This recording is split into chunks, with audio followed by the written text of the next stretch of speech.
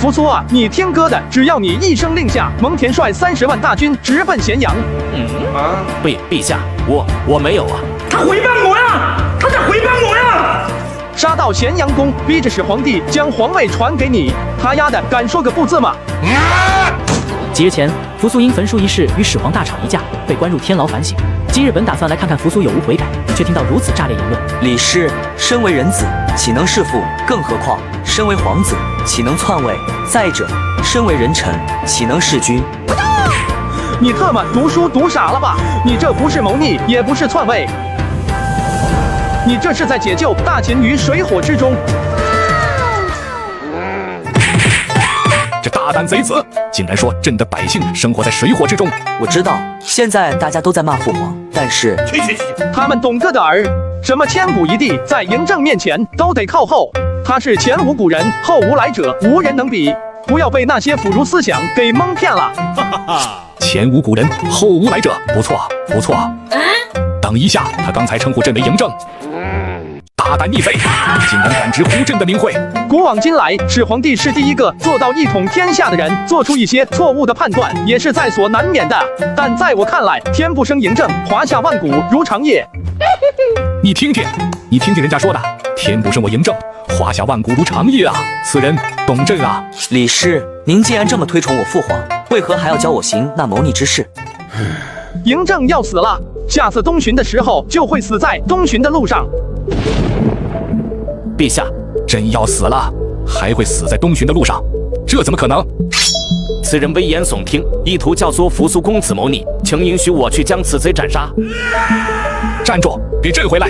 陛下，晋升，再让这逼继续说下去，我九族都得消消了。你爹现在是不是脾气越来越差，越来越暴躁，动不动就想杀人？是。他是不是晚上睡不着觉，失眠多梦，眼圈飞动，眼底泛青，血丝迷布，时常头疼，疼起来宛若有人用刀在剜眼窝一般，每日都在极度痛苦中度过。你怎么知道？那就是中毒的表现，已经病入膏肓了。可惜了，这千古一帝竟然毁在追求长生之上。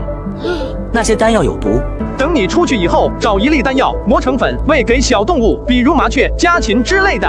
这些动物体积小，见效快，你看看它们会不会死就知道了。该死！朕追求长生，而他们却利用这些谋害朕。李氏，您说父皇死后会传位给胡亥，这是为何？传位给18，虽然扶苏不争气，但依然是最合适的皇位继承人，怎么可能会传给18呢？不是传位给胡亥，准确的说，应该是李斯、赵高篡改诏书，传位胡亥。篡位？不用惊讶，因为胡亥是他们唯一的选择。最关键的是什么？最关键的是，你丫太不争气了！你的硬气不用再跟始皇抬杠上，这太子的位置早特么是你的了，还轮到他们钻空子。骂得好，骂得好啊！这逆子整日为了那些儒生跟朕抬杠，动不动就死谏，简直要将朕给气死了。可是李师，扶苏还是不明白，为何李斯和赵高要将胡亥扶持上位？动动脑子啊！你真是读书读傻了。王爷，你觉得李斯和赵高为何扶持胡亥？臣不知，哪里是不知，是不敢说吧？因为胡亥跟着去东巡了。这特么是问题的关键吗？你要气死我啊！简直是榆木脑袋！请李氏明示，李斯信奉的思想是什么？以法治国。那你呢？自然是以仁爱治国。我特么！息怒，陛下息怒啊！我特么要把他脑袋开了，看看里面到底装了什么。他是法家，你是儒家，如果你上位了，他的位置还能保得住吗？自然不保，吾必将废除那些残暴无道的刑法，施以仁爱。息怒，陛下息怒啊！仁爱你大爷啊！我要抽死他！什么狗屁仁爱？你前脚将6国贵族放回去，后脚人家直接就独立复国，反了你的大秦。胡亥还能折腾2年，你1年就得让大秦陷入万劫不复之地。哈哈哈，说得太对了，这逆子就该好好教训他一番。大秦的疆土是用仁爱换来的吗？还不是用大秦的铁骑一点点打下来的？你想想，胡亥的老师是谁？中车府令赵高。没错，赵高在始皇面前是一个卑微的可怜虫，但是他内心住着一条阴狠的毒蛇，只要给他机会，他就会一步一步爬到最高。赵高，没想到他还有如此野心。李氏，赵高有这能力。胡亥跟赵高一样，什么乖巧可爱、懂事听话都是伪装，他们都是极度自私阴暗的人。你觉得胡亥若是上位以后会怎么对付你们这些血亲？ 18弟他还很小，而且他还很……我告诉你，他会一个个将你们杀死，五马分尸，刨落，活埋，无所不用其极。不可能，18弟不会那么做的。你若是不信，尽可去查一下。胡亥天生病态，性淫，喜虐杀，只要你愿意调查，肯定会发现的。不是这样的。赵高曾经在自己心中立下誓言，他这辈子就是要一步一步爬到最高，他要做赵高，一人之下，万人之上的赵高。你尽可问他，看他什么反应。反正我话都说到这了，大秦的命运掌握在你手中，干不干一句话。我就要这样一步一步的走上最高，我要做最高，做那万人之上的最高。说完，嬴政猛地回头看向赵高，赵高此刻满脸的震惊，狭长的眼睛瞪得浑圆。嬴政为什么会突然说出那番话来？这句话在赵高心中一遍一遍地呐喊过，他不明白嬴政为什么知道，又当着自己的面说出来。看来那虾人所言不假。陛下，刘生已派人镇压，但依然有一些不畏喜之人在抗议陛下焚书坑儒之举。但凡敢藏书者，皆杀之。你先退下吧。陛下，您该吃丹药了。陛下，您该吃丹药了。一听丹药这俩字，嬴政心中的火气就蹭蹭的往上冒。朕让你退下，难道你没听到吗？奴才这就退下。陛下息怒。慢着，将仙丹给朕拿来再走。赵高闻言一喜，急忙上前将炼制好的仙丹双手端着递到嬴政跟前。退下吧。刚才赵高的表现你都看到了。臣看到了。没想到一直陪伴在朕身侧之人，竟然想要谋害朕，还要篡位，简直该死！陛下，仅凭那人一面之词，不可全信，一切还需要调查清楚才行。你将仙丹拿去，按照那人的说法测试一下是否有毒。是。蒙上卿，我看这几日陛下心情似乎不太好，可是因为扶苏公子对陛下说了什么？蒙毅看着赵高一双阴郁而又狭长的眼睛，心中就升起一股厌恶。扶苏公子他。应该是在天牢里，扶苏跟陛下又争执起来了，引得陛下不开心。我得去喊胡亥公子过来，哄得陛下开心。陛下心中自有对比。司马寒，你率黑兵排的人给朕日夜监视胡亥，将胡亥的一举一动事无巨细的报告给朕，哪怕他如厕几次，都要给朕记下来。是。自己所有的血脉竟然都被这个孽障给杀了。只是那人说的到底是真的吗？父皇。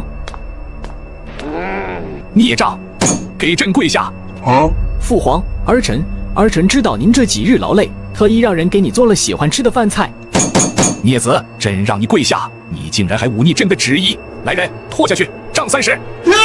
胡亥顿时吓得脸色惨白，他不明白，平日里最喜欢自己的父皇，如今怎么对自己这么严？陛下，胡亥公子只是关心陛下，还请陛下给朕闭嘴，将这个阉人也给朕拖下去，杖责30。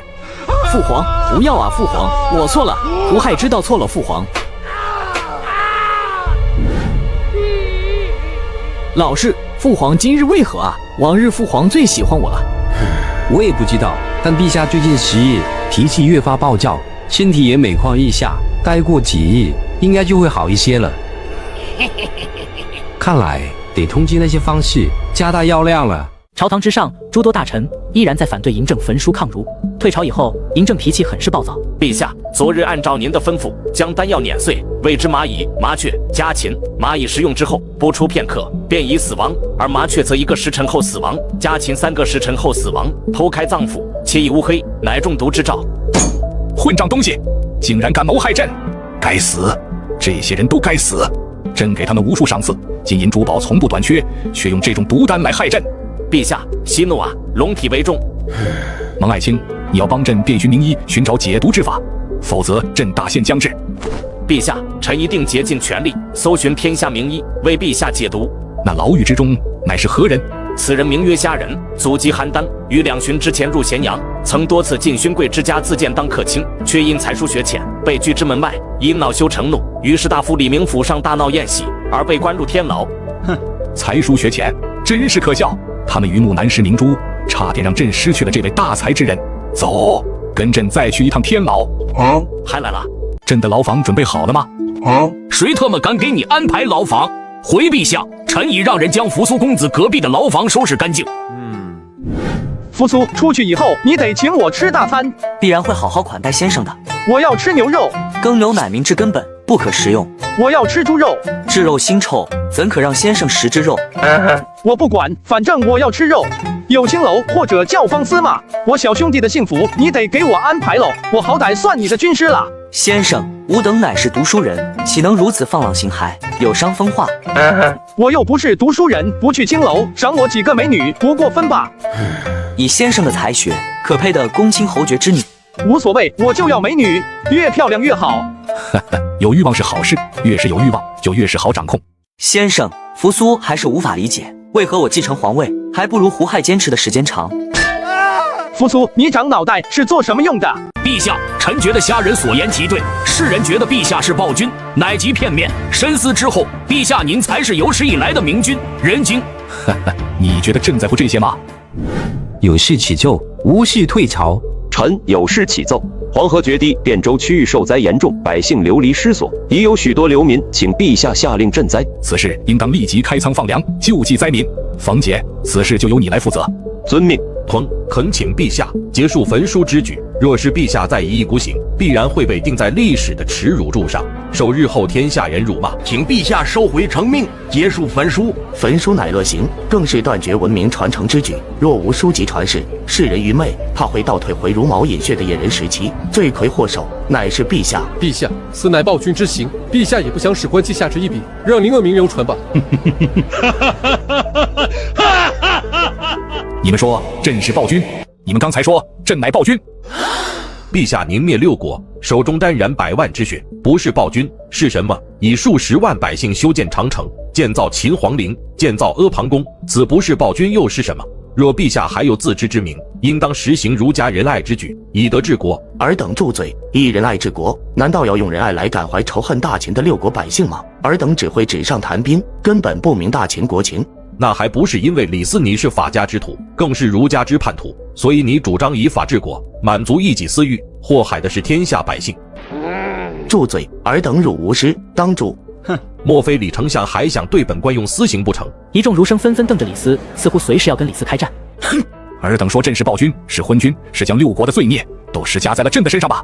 陛下，并非我等将六国罪孽强加于陛下，而是陛下征战六国，死伤近千万，百姓流离失所，一不国体，十不国富，更大兴土木，消耗民力，就是陛下之过也。这就是大秦朝堂的现象，官员可以痛斥嬴政，而嬴政绝不会因为愤怒而杀他们。嬴政也是历史上唯一一位没有杀过功臣的皇帝。你说朕征战六国，死伤近千万，那朕问你，朕没有一统六国之前，七国打了多少年，死了多少人？淳于越闻言怔了一下，一时间不知道该如何回答。那朕告诉你，你说朕征战六国，死伤近千万，那朕问你，朕没有一统六国之前，七国打了多少年，死了多少人？淳于越闻言怔了一下，一时间不知道该如何回答。那朕告诉你，七国之间的战争已经打了250年，朕问你，这250年间死了多少士兵，死了多少百姓，多少百姓流离失所？淳于越沉默了，朝堂诸公也沉默了。那朕再问你，你们说周武王是仁德圣人之君，那他当初灭商的时候，可曾留下商朝贵族皇裔？淳于越张了张嘴，无法回答。糟，那是因为商朝无道，所以呢，全杀了，老弱妇孺一人不留。淳于越被这天子之威吓得颤了颤，不敢回答。而朕呢？朕灭六国，可曾屠杀殆尽任何一国的贵族皇裔？众人沉默了，因为他们知道六国贵族如今都在咸阳城内呢。六国王室贵族12万户人家，如今都在咸阳，而他们的生活依然富足。古往今来，可曾有其他君王如此做法？淳于越低下头，其他儒生一个个面面相觑，也说不出反驳之言。那朕再问你，为何周武王没有废除奴隶制，依然采用活人殉葬，将活生生的人活活埋入墓葬之中，动辄几百人上千人？若是人君，他为何如此做？那朕呢？朕是暴君，朕修建陵寝，可曾想过用活人殉葬？朕没有，朕派人建造兵马俑，而不用一活人殉葬。废除奴隶制，是否功在千秋？是否解救百姓于水火？如此，朕亦称不上明君，亦是暴君。淳于越连连后退，不知如何回答。尔等口口声声说要采取周制，行周礼，简直可笑。若是周制有用，为何前周会覆灭？朕要的不是800年国祚，而是朕为始皇帝，23世至于万世，传之无穷。嬴政声音洪亮，宛若龙吟，传遍朝堂，落入众人耳中，嗡嗡作响，震耳欲聋。陛下乃万世圣君，无人能及。大秦定然能传万世，永传不朽。陛下乃万世圣君，无人能及。大秦定然能传万世，永传不朽。胡太史令，今天朕所言，可否都记录？回陛下，都记录在册。让后世人看一看，朕到底是明君还是昏君，亦或者暴君？退朝。始皇陛下，这是现血现脉啊！陛下，蒙毅上卿求见，胡亥公子求见。胡亥来是赵高安排的。他叮嘱胡亥，不能因为挨了打就疏远嬴政，要想办法讨嬴政的欢心。让他进来。赵高立即宣两人进殿。谁让你进来的？陛下，我混账东西！我是让蒙毅进来，谁让你把胡亥喊进来的？不对劲，太不对劲了！这两件事怎么了？父皇，儿臣是担心您，特意来看您的。来看看朕死了没有吗？胡亥什么时候见过嬴政用如此凶狠的眼神看着自己，顿时都吓尿了，一股尿骚味在大殿内弥漫。混账东西！朕将胡亥交给你，你就是这样给朕培养的。朕的声音大了一些，这就吓尿了，如何堪大用？陛下息怒，陛下息怒。胡亥公子伤势未愈，并非因为害怕而息静。朕的长子每日就会跟朕对着干，其他皇子也一个个不堪大用。如今就连胡亥也，都给朕滚出去！当即，赵高起身拉起脸色惨白、都站不利索的胡亥离开。蒙毅，起来吧！你看看胡亥这个样子，换成别人早就已经成家立业，他却还如孩童一般。赵高简直毁了他。蒙毅满脸苦闷，不知道该如何回答。若是真的让胡亥上位，这大秦距离亡国也不远了。陛下，这些只是瞎人的推测，我们已经知道了这些，陛下也不再食用丹药，未来的一切都不会发生的。不，该发生的一定会发生。陛下，臣获得了夏无且弟子的踪迹，相信他的弟子一定可以解决您的病症。夏无且，那夏无且的弟子找到以后，先带来给朕询问一些事情。是，走，随朕去天牢。又来。老师，为何父皇如此厌我？是不是我哪里做的不好，让父皇不喜欢了？公子，并非陛下不喜欢你，而是太喜欢你啦。那为何这几日父皇每次见到我都对我大声训斥，看我的眼神那样凶狠，仿佛要将我杀了一般？那是因为爱之深责之切啊！你想一想，陛下在张太公说了什么？胡亥怔怔地看着赵高，满眼的清澈愚蠢。陛下说，扶苏公子每天只会跟他对着干，其他皇子一个个都不堪大用，连胡亥公子你都……那父皇是什么意思？陛下是希望您是个可用之才，将皇位传给你啊！我觉得这两次陛下对你的态度，应该是对你的试探。胡亥眼睛顿时亮了起来。所以，公子你还得继续努力，最近将骑马射箭再练起来，必要的时候在陛下面前展现一番，陛下一定会喜欢的。我听老师您的。这几日，陛下的身体越来越不好了，听说昨夜晚上陛下身体出了问题，叫喊了一夜，喊了许多御医去医治。可是那丹药起了作用。公子，话可不能乱说，那丹药可是仙丹妙药，吃了能长生的，对陛下的身体只有益处，没有害处。对，是我失言了。嬴政来到天牢门口的时候，发现许多人围在门口叫嚷。外面是什么情况？是公子的一些门客在天牢门口，希望陛下可以放了扶苏公子。我现在就去让人将他们驱赶。都是一些儒生。是。扶苏，你除了骂你爹还干啥了？这都几天了，早就该放你出去了，怎么还没动静？你到底还干啥了？你不会当面骂你爹是昏君了吧？虽然没骂，但也差不多了。卧槽，你牛逼，是个人才！公子，您快出来吧，这大秦没有你不行啊！那昏君今日辱骂了淳于博士，还说自己是超过周武王的人君，要改写历史，哪能允许这种事情发生啊？古往今来，从未有过自称自己是明君圣君的帝王啊，是嬴政，他这是要改变祖宗法规啊！外面什么动静？好像是我的门客们在让我出去骂我父皇。呵，一群不知廉耻的狗东西，他们也配评价嬴政？先生似乎真的很喜欢我父皇。没错，秦始皇啊，那是我最崇拜的人之一，也是最喜欢的一代君王。你跟你爹比起来差远了。这小子懂朕啊！父皇功盖万世，扶苏自然无法与之相比。不，你觉得你可以做得比你爹更好，所以你才会反抗他，才会处处反驳他。先生何出此言？想听真话还是假话？假话好听，真话刺耳。自然要说真话，假话虽然好听，如同蒙蔽眼耳之布，害人匪浅。你知道我为什么选择帮助你吗？请先生明示。你虽然被儒家禁锢了思想，但你也有你的优点，就是听得进去别人的意见，不耻下问。就算我对你态度很差，甚至辱骂你，只要说得对，你都会听，且不会生气。先生所言甚有道理，对扶苏而言，乃醍醐灌顶，拨云见日，扶苏自然是要听的。既然你有这种感悟，今天我就教给你一句话，你要时刻铭记。先生请讲。以铜为镜，可以正衣冠；以古为镜，可以知兴替；以人为镜，可以明得失。希望你以后记住你今日说的话，多听良言，忠言逆耳，但却是最有用的话。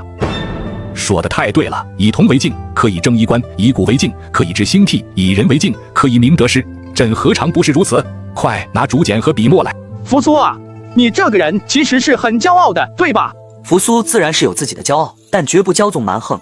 淳于越那群东西给你灌输一些圣人思想，说周朝多么好，百姓多么幸福，夜不闭户，路不拾遗的。所以你觉得，若是你当上皇帝，也可以做到这些，是否？那是扶苏毕生之梦想。所以你看不上你爹的作为，觉得他是暴君，只是杀戮，好大喜功，压根不懂如何治理国家，如何让百姓安居乐业，不懂圣人之言，对否？原来乌尔扶苏是这样想朕的吗？蒙毅都要哭了，他真想冲过去堵住下人的嘴。扶苏啊扶苏，就算你登上皇位，不是放6国贵族，你也不是明君，而是以一位软弱之君。先生何出此言？陛下，不要再让此人胡言乱语了。静心听。你知道淳于越他们对你做了什么吗？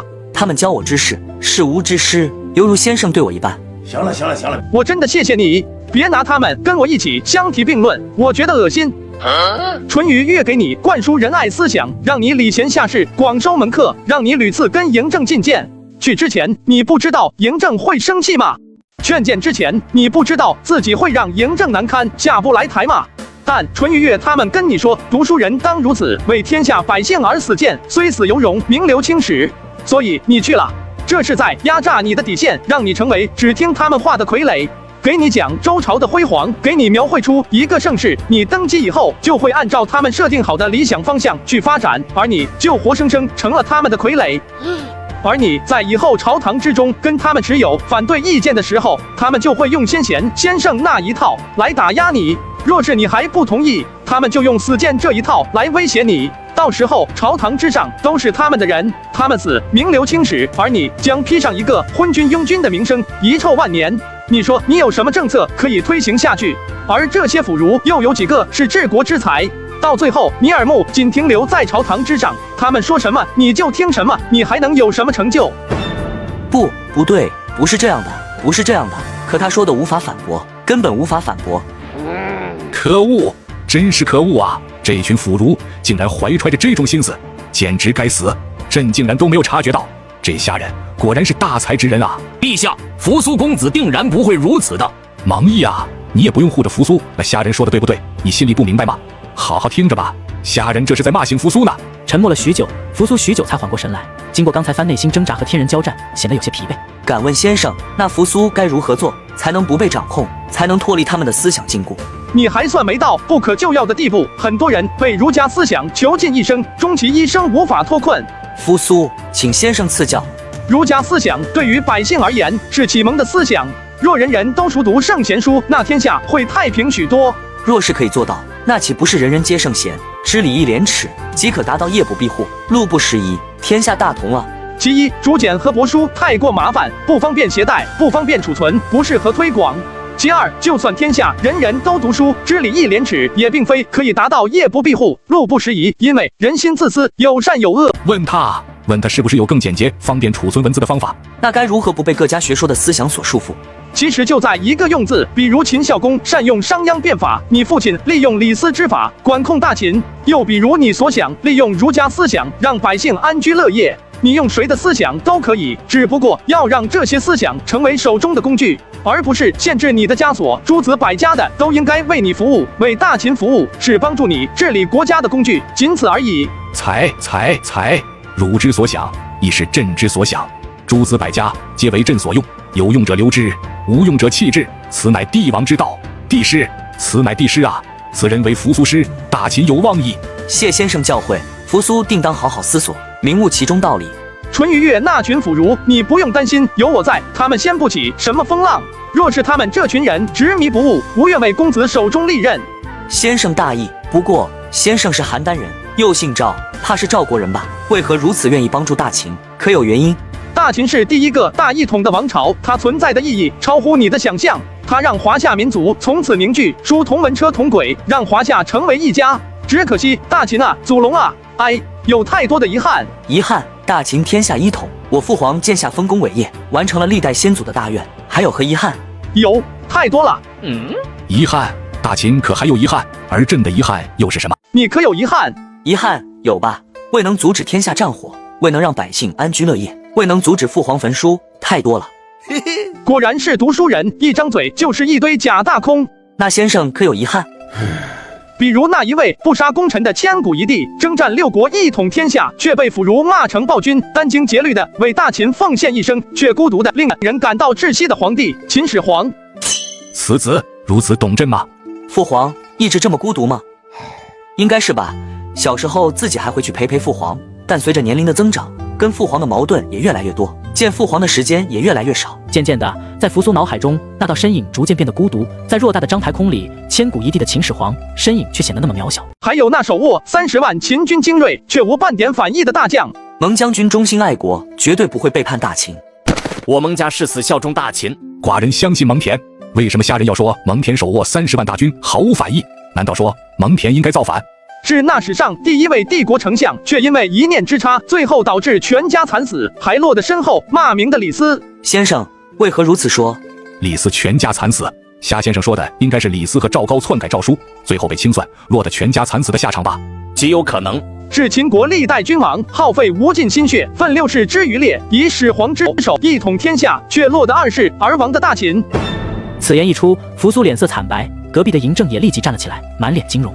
仅14年啊！是因为那位坐拥名将和大军的大秦长子，也是一位愚蠢至极的可怜人的扶苏，是那阴险狡诈的阴谋家赵高，是大秦帝国的掘墓人胡亥，是等不来长生药的秦始皇。大秦的遗憾太多了，你说这一切究竟都是因为谁？先生，您为何出此言论？嬴政之丹要命不久矣，必然会死在出巡的路上。赵高和李斯必然会篡改诏书，而坐上皇位的胡亥，第一个要杀的必然是你这个长公子扶苏。而受到儒家思想熏陶的你，在接到诏书的时候，必然悲愤不已，毅然自裁。蒙恬必然会阻拦你，只要你一声令下，他就能率30万大军杀到咸阳，拯救大秦于水火之中。而你不仅自己自杀，还要拉着蒙恬一起死。你说大秦为何而灭？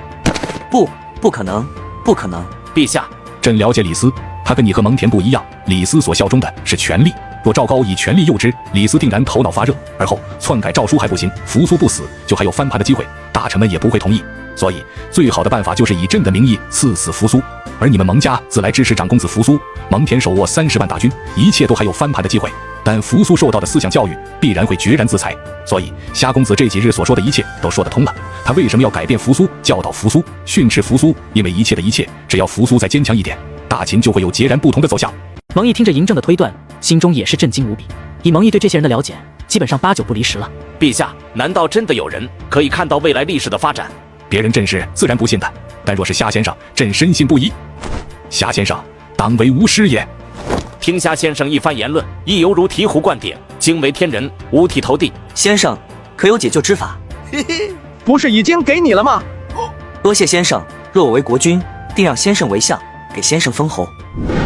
朕终其一生都在寻求长生，到最终却因为自己的欲望被人哄骗，犹如街边小丑。这些方式皆该死，臣愿替陛下杀之。先不着急，你先派人将这些方式盯着，不允许一人离开。是。蒙毅，你一会回去将扶苏放出来吧。是。想必经受虾先生的教诲，扶苏公子已然明白陛下您的苦心了。陛下，那虾先生是否一同带出来？不用，将虾先生留下来。若是扶苏想要将虾先生救出去，你且先拦下，朕还有其他安排。是。去吧。出来吧。一身玄黑铁甲的司马寒单膝跪在嬴政面前，递给嬴政一份帛书。说说吧。陛下，根据臣的调查，那赵高并未教导胡亥公子学习，而是按照赵高对陛下对您的理解，背诵一些您喜欢的章节，而后向您来展示。其他时间，胡亥公子则是尽情玩乐享受。望夷宫内供人玩乐之物数不胜数，各种新奇物件应有尽有，甚至一些连臣也不知道是何作用。从胡亥公子懂人事起，便沉迷女色，如今3日便会致残一位女子，被人安排丢出城外，装在箱子里活埋。混账！这帛书上记载的事无巨细，胡亥几点睡觉，几点出宫，还有赵高跟胡亥之间的接触，所说的话都记录得一清二楚，包括胡亥玩弄那些女子的过程都记录得一清二楚，看得嬴政额头青筋直跳。陛下息怒，你退下吧，继续监视，朕要知道胡亥的一举一动。臣遵旨。赵高啊赵高，你了解朕，朕也了解你。既然已经上钩了，朕就再给你点希望。公子，蒙上卿，父皇原谅我了，愿意放我出去了。上卿，整个大秦应该只有一人，那就是蒙毅吧？陛下愿意放您出来了，这里不是说话的地方，咱们快快回府上去吧。好，先生，我们一起走吧。公子，陛下只说让我带您一人出来，而且在牢狱之中，人心叵测，公子莫要自误。先生乃是无师，对吾有教授之恩，扶苏不能弃先生于不顾。若是不能带先生出去，那扶苏便也不出去了。公子，扶苏，你能如此待我，我心中很感动。你出去以后查明事实，为我伸冤，且出去吧，我在这里等你。先生放心，扶苏发誓一定会将您救出。若做不到，扶苏便以命相搏。去吧，有机会给我带点肉进来吃。蒙上卿，我们走吧。蒙上卿，我要去见父皇。公子，陛下说了，不见您，让您在家好好反思。若要见您的话，会召见您的。可是，公子，您想一想那位先生所说，等调查清楚，再去做也不迟。就算您现在闯入宫中，只会引得陛下反感，适得其反啊。我明白了。可还有门客在外院。回公子，那些门客在您回来之前已经被蒙毅上卿派人驱逐，门外倒是有一些门客驻留。那让他们进来。公子，门外有士兵把守，禁止外人进入。父皇这是要软禁我？不行，先生还在牢狱之中，只有先生能够救大秦于水火之中，绝对不能让先生有意外。深夜，扶苏带着下人悄悄来到墙头攀爬出去。没多久，扶苏气喘吁吁地跑到天牢。先生，扶苏，你怎么来了？这会儿应该是深夜了吧？扶苏从怀中掏出一个布兜，递给虾人。嘿嘿，先生给。虾人接过来，发现还是温热的，打开一看，顿时愣住了。牛肉。扶苏答应过先生，要给先生送肉，定不会食言。这是扶苏托下人寻来的牛肉，还热着，先生且尝尝。若要是给我送肉，何时都可以，为何今夜深夜就来，还如此狼狈？发生了什么？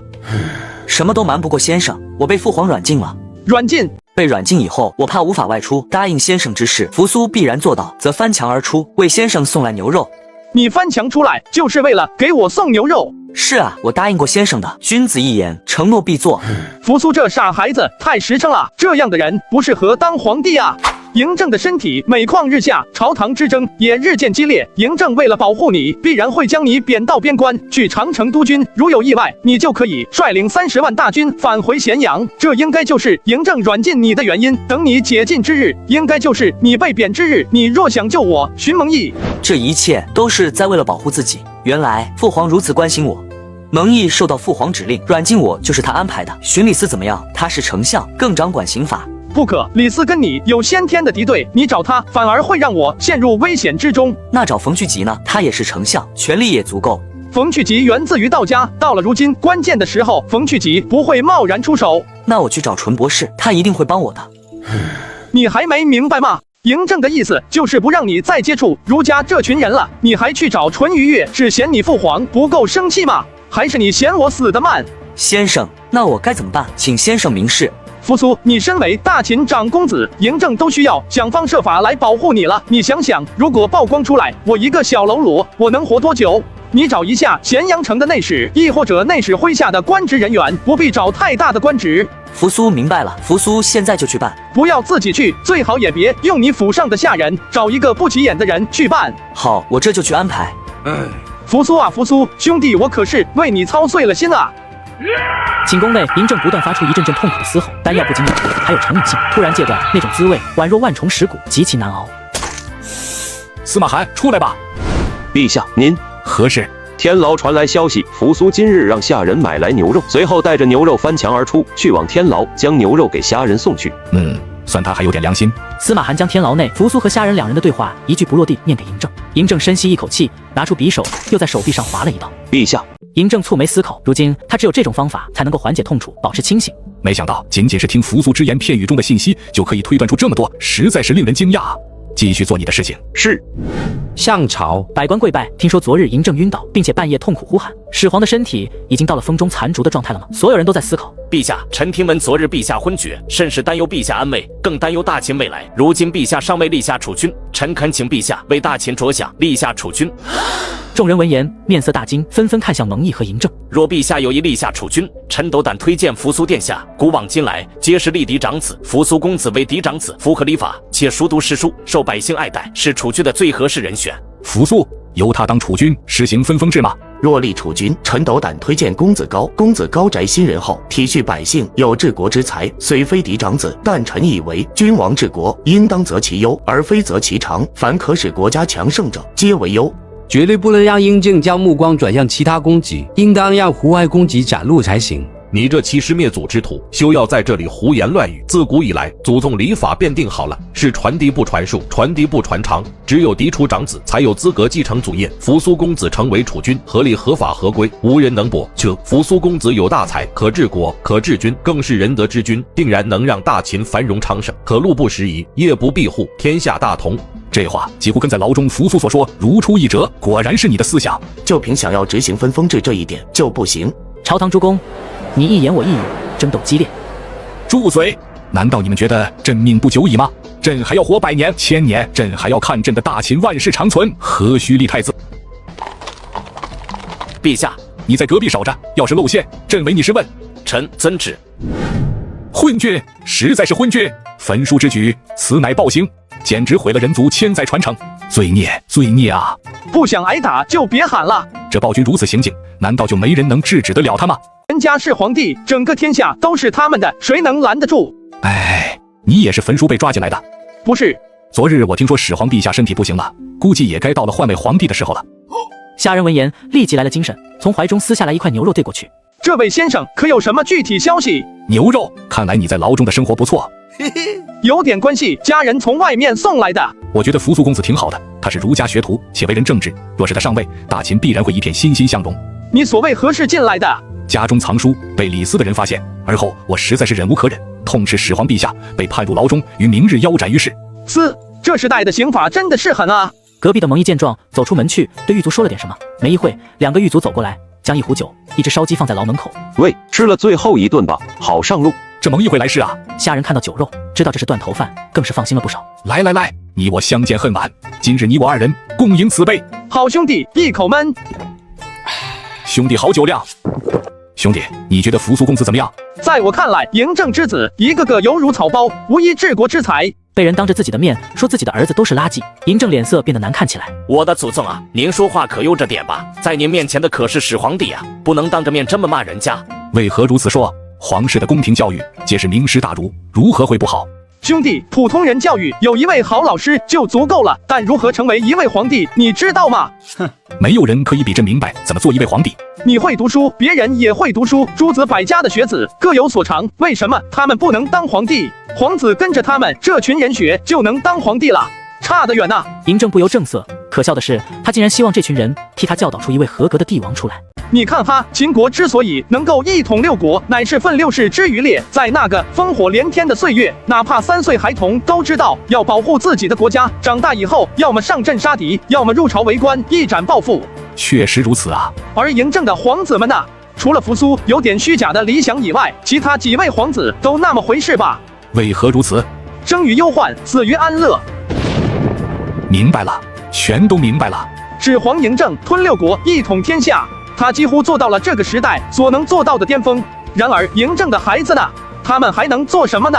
始皇太强大了，一龙耗尽千古气运，也为后世开创未来。难道就没有一位皇子可以承担大任？有，只要不是胡亥，谁上位都没问题。只要不瞎折腾，随便下面怎么乱，大秦的军队能灭6国，镇压一点起义军，还不是轻轻松松？起义军有人会造反？肯定的，这是100%的事情啊！你看哈。如今的大秦重徭役又重农业税，百姓食不果腹不说，还要来干活，哪还有时间从事农业生产？还有老秦人之前打仗可以不断获得功勋，为家族谋取利益。你现在不打仗了，承诺给我们的东西又没了，自然心中不满。如今嬴政还在，不管他们有多少不满，都得憋着忍着。但换了任何一个皇子上位都不行喽，他们肯定是要反的。嬴政心中惊骇不已，这些问题他也早就发现了，只是一时没有解决的办法，他也笃定不敢有人造反。先生可有解决的办法？想要解决大秦的问题，就如同治疗一个病入膏肓的病人一般，要抽丝剥茧，一点点的解决，一个个的解决。想要一下说清楚太难。可否请先生赐教？哎，兄弟，你这是干啥？咱俩就喝点酒，吹吹牛，你还真把我当救世主了。是我太过激动了，不过我还是想知道老秦人的事情如何解决。简单啊，嬴政不是在打百越，不是在修建长城。要我说，也别修建什么长城了，直接率军打过去，打下来的土地直接分配出去，一举多得。大秦军队若是攻城，无往不利，但面对游牧民族，居无定所，如何攻打？会被活活耗死的。那就涉及到另外一个问题了。所以说，大秦的问题是牵一发而动全身，不是一个政策就可以解决的，需要循序渐进、抽丝剥茧般的去解决。是啊，不要想太多，18年后又是一条好汉。另外，如果我能出去的话，我来救你。先生，汴州黄河决堤，多地被淹，百姓流离失所。朝廷往年赈灾收效甚微，百姓依然流离失所。敢问先生可有解决之策？以往赈灾都是如何解决的？若是蝗灾、杀虫、发粮，待蝗灾过后重新种粮；水患，若是下雨导致疏通河流，发粮；若是河水决堤，重修堤坝，发粮；若是旱灾，挖井引河流，发粮。之所以灾难称之为灾难，是因为有人受难才称之为灾。比如火山爆发，没有死一个人，算不得灾难；比如泥石流，在深山老林之中，无一人受伤，也不算灾难。灾难的根源其实是人，赈灾的目的其实就是解决灾民的问题。而后呢？其一便是你口中所说的发放赈灾粮，以官方的名义设立粥厂，给百姓施粥。亦可以借贷赈灾，为了让百姓们更好地度过灾情，可以借给百姓粮食，等他们来年种出来了粮食，再还给官府。竟然还能如此！其二便是以工代赈，百姓家中无钱无粮，但是官府、豪门贵族手中有，就让他们趁机建设房屋、庄园、亭台楼阁，修建道路等等。如此，灾民有了活计，有了工钱，豪门贵族们也得到了他们想要的建筑，一举两得。天才啊，这都能想到。其三便是免除受灾地区的赋税，减轻灾民的压力，徭役最好也取消掉，这样他们才有时间去对抗战灾情。其次便是官府要平息粮价，不可让逐利之商人疯狂抬高粮价，引发动乱。慢点说啊，混蛋，记不完了。第五就是移民救时，将百姓转移到粮食充裕的地区，解决此问题。其六，发动民间力量，让豪门贵族们捐款捐物，利用各地部门合作，从而赈灾。具体操作实施还需要仔细考量，完善其中的形式多对策。如此解决，你可还满意？嬴政已经震惊了，仅仅一个赈灾对策，虾仁竟然就可以说出6、7条，而且每一条都极为有用。不愧是大才啊，不愧是天人之才啊！先生一番教诲，让朕真让我醍醐灌顶，茅塞顿开。若先生入朝为官，大秦百姓之福啊！你人怪好嘞啊！你人都快死了，还这么惦记天下苍生。你虽是儒生，但也终是君为民的儒生。可惜了，儒家的路现在有些走错了。始皇陛下不喜欢儒家，也是情有可原的。毕竟儒家一直推崇周礼，想要恢复分封制。其实那淳于越说的也没错。先生也觉得分封制才是正确的吗？不，我觉得分封制就是脑子有坑才会去做的。但淳于越说的话没错。这不是自相矛盾吗？那淳于越原话咋说的？我也记不太清楚了，大概是说殷商和周朝的统治都达到了1000年，分封子弟及功臣作为臂膀。但现在皇帝虽然一统天下，但子弟却还是平民百姓。要是一点出现田常、六卿夺权篡位的祸患，在朝堂之中，又没以后强有力的辅佐之臣，靠谁来相救呢？他说的没错，如果嬴政去世，换成其他人做皇帝，位高权重之臣要想篡位，让皇帝成自己的傀儡，谁来解救皇帝？若是朝堂上没有强有力的辅佐之臣，谁来解救？嬴政沉默了。如果按照虾仁的推测，赵高和李斯篡改诏书，胡亥上位，赵高弄权，指鹿为马，架空朝堂，那么谁来救？恐怕也只有诸侯才有这样的实力和能力了。刚才先生说儒家的路走错了，敢问先生有何高见？没什么高见，就是路线走错了。也不想想战国时期各国遭受战乱，孔子游历诸国期间，难道没有土匪强盗？靠的是什么？难道就依靠一张嘴皮子？以前的儒家君子，文能提笔安天下，武能上马定乾坤，那才叫真正的儒家。现在上嘴皮一碰下嘴皮，活脱脱的一个肉喇叭，能有什么用？孔圣将儒学发扬光大，后人应当有勇敢推翻前人，亦或者继续创新的精神，将儒学延续下去，而非坐在孔圣人的功劳簿上吃孔圣人的老本，将路线越走越窄，害人害己，祸国殃民。说得好，说得好啊！先生可有改变之法？写完了，他娘的，终于写完了。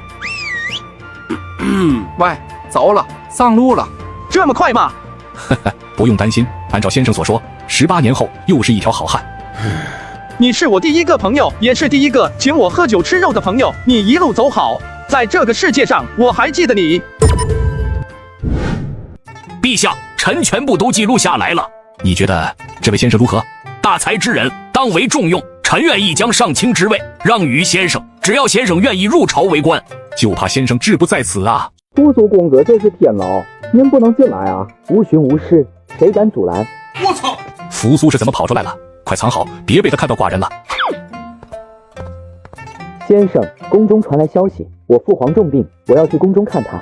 原来因为如此啊！至少扶苏还是很孝顺的。我知道。先生是如何得知的？先生哪来的烧鸡和酒水？这可是断头饭的配置。有个人进来了，被拉去腰斩了。快去拦下，救下那人！那人心系天下，可为你所用。扶苏闻言也不问缘由，急忙跑了出去。我操！快去安排，别露馅了。片刻后，蒙毅跑了回来。陛下安排好了。先生，人已经不在了。我虽不知你姓名，但你我交谈片刻，能够感知到你一片赤诚之心，也相谈甚欢。你我二人亦为友，兄弟一路走好，我在人间继续带你看繁华，带你拯救天下。他如此待我，我却欺瞒于他。先生，我想进宫去见我父皇。你去做什么？你会看病吗？还是去逼宫，让嬴政将太子的位置传给你？我没有这个意思。今日朝堂之上，诸公刚刚劝谏嬴政下诏书立储君，你就赶着冲过去表示孝心，大家会怎么想？嬴政会怎么想？此时此刻，你应该做的就是避嫌。父皇立储君了。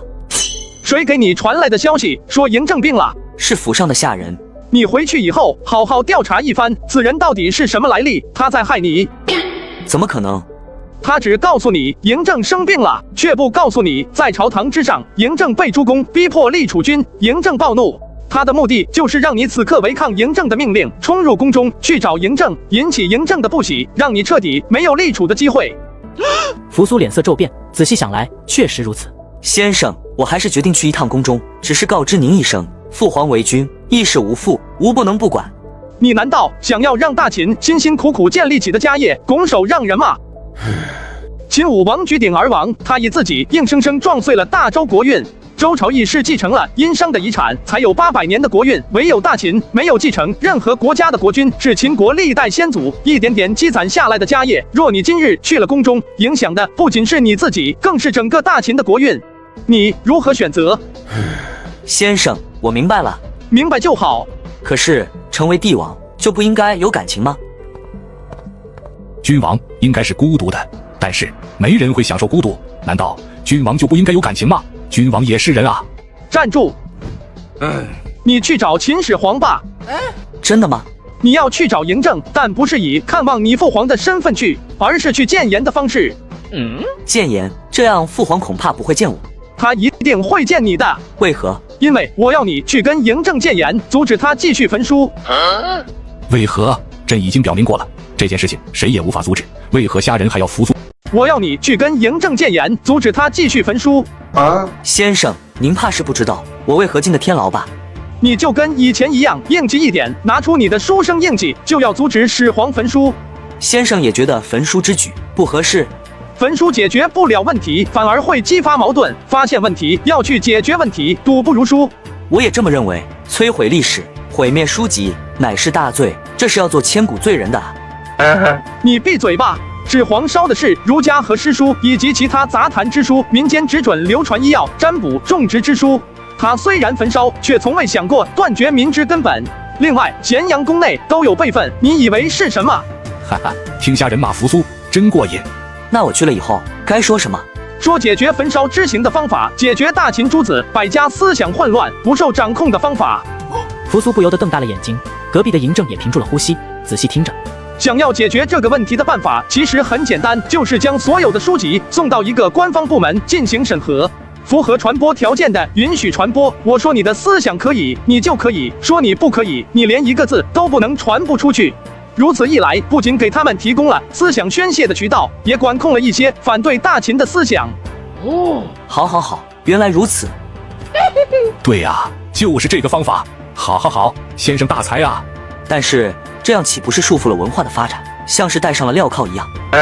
那戴着镣铐跳舞和压根不允许你跳舞，你选一个吧。那我还是戴着镣铐跳舞吧，总比没有强。此次去好好表现，若是可以让你去上郡督军，等咱们杀回来那一天，我送你一份大礼。什么大礼？一个可以让天下文道昌盛，可以让你掌控天下文道，掌控天下人思想的东西。扶苏找你的人去释放虾仁的时候，你让人配合一下，但不要暴露自己的身份，更不要参与其中。臣明白。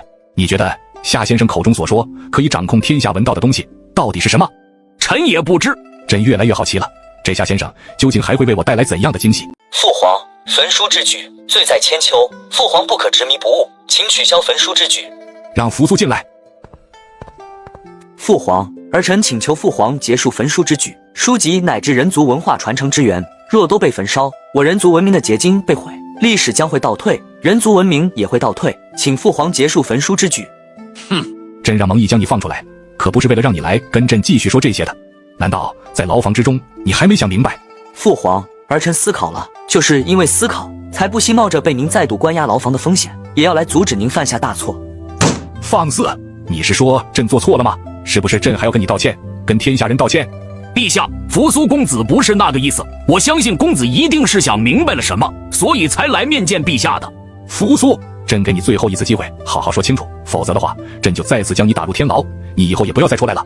父皇，诸子百家，百家争鸣，出现了无数惊艳世俗的思想，这些都是文化瑰宝，我们不能将其完全抹去，完全断绝，而应该让这些思想受大秦掌控。是大秦的利益重要，还是儒家的思想重要，还是百姓更为重要？你告诉朕。扶苏沉默了，按照他的内心，应该是百姓更为重要，但儒家思想也极为重要，但是作为太子，大秦更是重要。终究还是没明白，继续说吧。儿臣以为我们可以建立一个部门，专门掌管天下文学和思想传播，所有的书籍必须送来由我们审核、考察，看是否可以传播。他们通过大秦的同意，才能出去宣扬自己的学说。由此一来，天下书籍和思想尽掌握在大秦手中，也就不必焚书了。就这些了。此便是儿臣进言。终究是学者而来，尚未理解透彻其中的根本。虾仁真正的目的其实是收拢天下学者，让各家学说的领袖人物进入其中，掌管相对应的职务。到时候各家争鸣依然在继续，只不过他们都会钳制对方。夏先生大才！难道父皇不认可这个观点？若是如此，焚书继续必然会遭后人唾弃的啊！朕已知晓，你且退下吧。父皇，焚书之行莫要继续了。扶苏公子，陛下会考虑您的建议的，您还是先回去吧。儿臣告退。请父皇龙体保重。这扶苏倒还算孝顺，上殿觐见是假，关心朕的身体才是真吧。蒙爱卿，今日便将夏先生释放出来吧，记住，是以扶苏的名义，你知道该怎么做。蒙毅明白。你带朕的旨意去找李斯，让其将所有的书籍整理成册，不许焚烧。是。另外，夏先生所说的这件事情就由你来负责，但这条政策还不完善，尽量询夏先生意见，但切莫让他发现我们知晓他的存在。蒙毅明白。林锦，帮我做件事。扶苏公子，若非公子收留锦，锦早已露宿街头，乃至饿死在那年冬天。公子吩咐，锦定当赴汤蹈火，在所不辞。你去咸阳内侍府寻找主力院刘冲，托他将天牢那一名名叫虾仁的人释放出来，就以这块美玉为报酬。此事千万保密，万万不可与他人提起。锦定会守口，不会向他人提及。门外便有马车，将人带出来以后，切记以礼待之。随后你们二人来东宫寻我。是。嘿嘿，先生，扶苏为你接风洗尘。多谢林公子出手相救。不敢，都是公子吩咐。先生，此乃鹿肉，是扶苏专门派人狩猎而来，极为新鲜。可有舞姬？如此贪图美色吗？先生稍等，扶苏这就让人去准备。不多时，殿内就来了许多人，舞姬身材婀娜，体姿优雅，穿着舞袍，举手投足之间尽显娇美。怪不得古代帝王都喜欢看舞女表演，这身段，这身姿，这修长的美腿，这圆润的，好，实在是好。先生可喜欢？喜欢，食色性也。吃饭的时候看着他们，我都能多吃一些。够了。林景兄，你有何意见？公子，你休要被这种欺世盗名之辈给诓骗了，他不过是想要借助公子的权势，享受荣华富贵罢了。我本以为你真心想要辅佐公子，但没想到跟那些儒生一样，只是贪图享乐，每日诵读文章，对国家百姓无分毫贡献。请你速速离去，莫要耽误扶苏公子。都说墨家传人的脾气臭，我还不以为意。今日一见，墨者道士个个极是愤俗，眼中容不得沙子。你在说什么？我听不懂。墨家传人，身份还不低吧？有资格竞争巨子。林景满脸的不敢置信，他觉得应该是扶苏告诉虾仁的。先生，你如何判断而出？你究竟是何人？如何知道我的身份？虾仁挥了挥手，让武姬们退下。墨家在大秦来说，可谓是人人喊打。就在门外等着，都别走。虾仁指了指林景腰间的玉佩，这块黄玉可是你的。就是普通的黄玉而已。当年墨家第一任巨子为阳城君守城，此黄玉一分为二，变为信物，而后传与田襄子，皆后代皆以黄玉为巨子信物。你手持黄玉，却非墨家巨子，你又是何人？林景心中惊骇，他在扶苏门下做门客2年，从未有人认出这黄玉就是墨家信物。你也是墨家传人？我可不是什么墨家传人，墨家那一套迟早是要被淘汰掉的，食之无味，弃之可惜。我与你无冤无仇，更将你从牢狱之中救出，你不敢便罢，竟然还如此辱我。今日你若不说明缘由，我定不饶你。林景兄，我说的有错吗？墨家乃至墨者都是一群虚伪之辈。你如此辱我，行了，不用装了。作为墨家传人，若没一身功夫，如何行走江湖？怕不是丢了墨家游侠的脸面。你若杀我，如此5步之内，瞬间便可让我血溅当场，又何必如此作态？林景心中更加惊讶，仿佛自己在虾仁眼中无所遁形，尽在对方掌握。兼爱非攻，此乃大理想。当初墨子是瞧不上儒家思想的。先生为何如此说？墨子和孔圣皆是大学者，非我等可以揣摩。若说墨子瞧不上儒家学说，怕是有失偏颇。论伟大，没有人比墨子更伟大。他提出的思想是真正的、纯粹的理想世界的思想，甚至比你所说的什么天下大同更为理想化的世界。但是也正是因为太过理想，所以注定不能被实现。墨子之所以瞧不上儒家思想，因为墨子的兼爱非攻思想是真正的人人平等的思想，而儒家思想其实说白了就是人欺负人的思想。先生，莫要如此武断下定论啊！还以为虾仁是真正的瞧不上墨家，是儒家学徒，没想到他竟对墨家有如此高的评价。儒家一直都在讲君君臣臣、父父子子，将人分为3、6、9等，将国分成大小。也正是因为如此，儒家受到君王喜爱。但这个世界真的应该如此吗？君压臣，臣压民，民分贵贱、农奴、奸商，一层层往下欺压。但几百年以前，我们同样都是农耕者，皆是狩猎者，那时候可有不同？最可笑的是，儒家还在这种不平等和欺压之上讲仁义礼智信，让你被欺压的合情合理，让你自己觉得天经地义，本应该如此。呵呵，儒家啊，所以墨子才会瞧不上儒家。扶苏瘫坐在地上，满脸不敢置信。这不是谋逆之言吗？天下土地百姓莫不归君，本该如此啊。是啊，怪不得我们墨家瞧不上儒家，怪不得当初天下非儒即墨呢。墨子提倡的思想是人人平等，大不管你是什么身份、什么地位，咱们见了面全都一样，也不用我给你行礼，也不用给谁磕头，大家都一样。但就是因为这种思想，注定墨家的毁灭，因为它不符合君王和宗族的利益。墨子难道不知道这些吗？他知道，但是他依然坚持自己的思想，所以我才说墨子是伟大的。先生，请受林锦一拜。是林简鲁莽了。先生对儒家和墨家的见解，令林锦醍醐灌顶，谢先生教诲。因为我说你们墨家的好话，你就觉得我好。如果我接下来骂墨家的话呢？那必然是先生为墨家鸣不平，为墨家指明出路。林简在此拜谢先生。我对墨子是比较认可的，随着时间的沉淀，墨家的思想会逐渐绽放出辉煌。然而你们墨家墨者这群人，呵呵，却虚伪至极。请先生指点。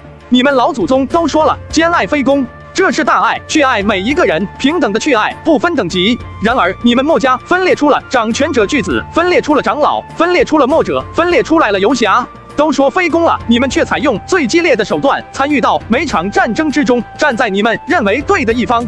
你们成立墨家游侠，击杀那些你们认为有错的人。你们成了执法者，成了杀人者，成为了法律的代言人。而你们真的是吗？虾仁的话仿佛一把利剑，直刺入他这个墨者的心脏，将如今墨家的现状击碎，将他对墨家的印象击碎。敢问先生，墨家应该如何做，才能恢复当初非儒即墨的盛世？不可能了。难道墨家真的没有希望了吗？林景兄，你也不必太过难过，时代所趋。没错，就是时代所趋，并非墨子辜负了世人，而是这个时代辜负了墨家，配不上墨家。若是几千年以后，墨家思想在那个时候必然会绽放出最灿烂的光辉，无人可与其争辉。几千年，几千年啊！如今墨家最紧要的事情，你知道是什么吗？请先生赐教。让墨家存活下去，存活到1000年以后，存活到可以绽放出灿烂光辉的时刻。林景不由得一怔，猛地瞪大了眼睛，眸中重新绽放出光辉来。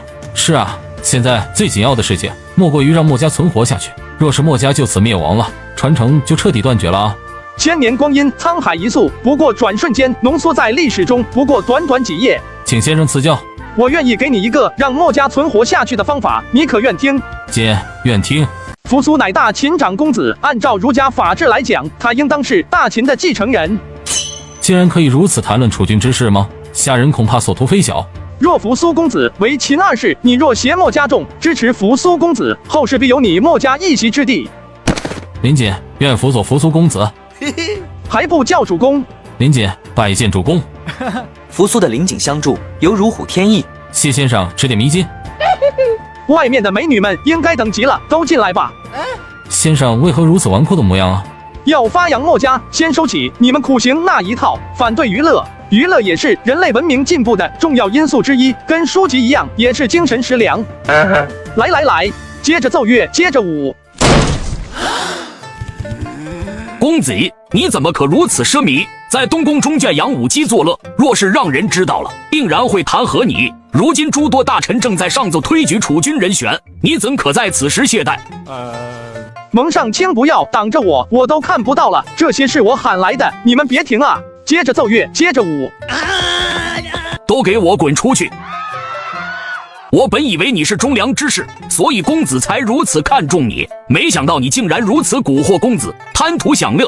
话不能这么说，人生在世不过3万天，享受一天是一天，苦是一天，乐也是一天，何不欢欢乐乐度过每一天？公子，请禀退左右，我有要事与公子相商。不必，他们2人皆是我心腹，不必避讳。蒙上卿，请直说吧。蒙毅闻言微微点头，他还真怕扶苏将虾人给平退了呢。他这次主要来就是要询问虾人的意见的。陛下觉得您的建议不错，所以让我前来询问公子您的具体建议，让我全权负责此事。父皇觉得我说的对。公子，陛下还是很关心您的，而且陛下现在身体状况不太好，希望公子以后跟陛下进言的时候能够委婉一点，不要再冲撞陛下了。我父皇现在身体状况到底如何？扶苏明白了，实不相瞒，管理图书和百家思想的建议是虾先生告诉我的，虾先生应该有更详细的计划。敢问先生，这管理天下图书、管理天下文人的方法如何实施？指皇想怎么治理？天下思想皆可为大秦所用。这倒像嬴政的性格，霸道，什么都想要，具体实施还需要摸索。我只能说提供几点建议。先生请讲。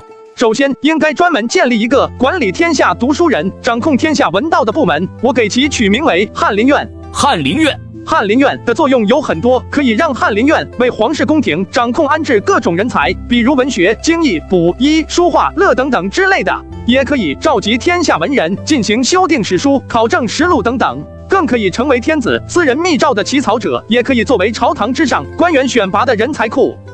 蒙毅听得瞳孔不由得一阵震动，他原本以为翰林院只是管理书籍而已，没想到在虾人心中所设想的翰林院竟然有如此重大的作用。这地方以后绝对是地位超群的存在，甚至成为朝堂之中独树一帜的力量。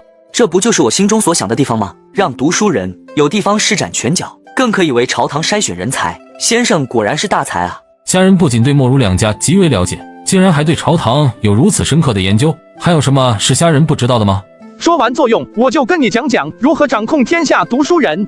其实很简单，以翰林院为核心，对天下的书籍进行审核编撰，赋予翰林院的学士们极大的权限，对天下书籍进行编撰，而这些人从诸子百家的学者中挑选，让他们自己去掌控读书人。至于掌控的标准，则由朝廷设定。诸子百家争端不断，让这些人聚集在一起，必然会引发争斗，不用太多推动，他们自己就会逐渐增加审核标准，变得严苛起来。好计谋啊！至于学说思想，可以参考当初齐国的稷下学宫，可以在咸阳设立一座学宫。所有诸子百家的学者想要传播思想，就必须来学宫，而他们讲述的东西必须经过翰林院的审核。如此一来，天下文道皆为大秦所控。来，先生之策真乃大秦稳国之策。始皇陛下一统六国，建立前所未有的大统一王朝，此功盖万世。我觉得除了国号之外，还需要一个年号。敢问先生，何为年号？年号是记录王朝时间顺序且具有帝王代表性的称号。比如说，在始皇陛下统治时期，天降祥瑞。历史上记录大秦30年，天降祥瑞如何展现出来？这祥瑞是降给谁的？若是给始皇陛下设定一个年号，就可以说始皇30年，天降祥瑞，功盖万世，是不是就很清晰了？我操！对呀，这样一来，更能够体现始皇陛下的伟大。这很符合儒家的思想啊。那依先生所言，始皇陛下应该用何年号代替呢？我想到2个年号，到时候可以供陛下挑选。可惜今天始皇陛下没来，要是他来了，一定会为虾仁此册喝彩的。始皇陛下作为历史上第一个完成大一统的伟大皇帝，统一度量衡、车同轨、书同文，都是伟大的壮举，所以我觉得应该叫十统，亦或者一元起事。十统一元起事，你们觉得这2个哪个好？我觉得先生真乃大才也。我现在就去宫中向始皇陛下汇报此事，若陛下同意，就代表我开启了一个新时代。夏先生当居首功。蒙上卿且慢，赵某还没讲完。还有计策，先生请讲。确立年号以后，夏某再向陛下献上一计，可让陛下名留青史，受天下读书人敬仰。什么？天下读书人最痛恨的就是始皇陛下了。虾仁可以让始皇陛下受天下读书人敬仰。建立翰林院后，整理天下书籍，则可修订大典，包罗万象，集各家之言于一体。这确实是个好办法，但万古流芳，受天下读书人敬仰，怕是有些说得过了。陛下确定年号以后，若是叫十统为年号，便可叫十统大典；若为一元起事，便可称之为起事大典。哈哈，要论讨使皇陛下欢心，韦先生莫属了。若是以年号命名大典，100年、1000年，大家提起来都只会记住一个名字，都会想起这位帝王，这是何等的荣耀，何等的名声啊！此大典包含各家学说，亦有农耕书籍、冶炼之法、医术书籍、星象占卜等等之类，包罗万千，将天下书籍尽归其中。随着时间的推移，可不断修订。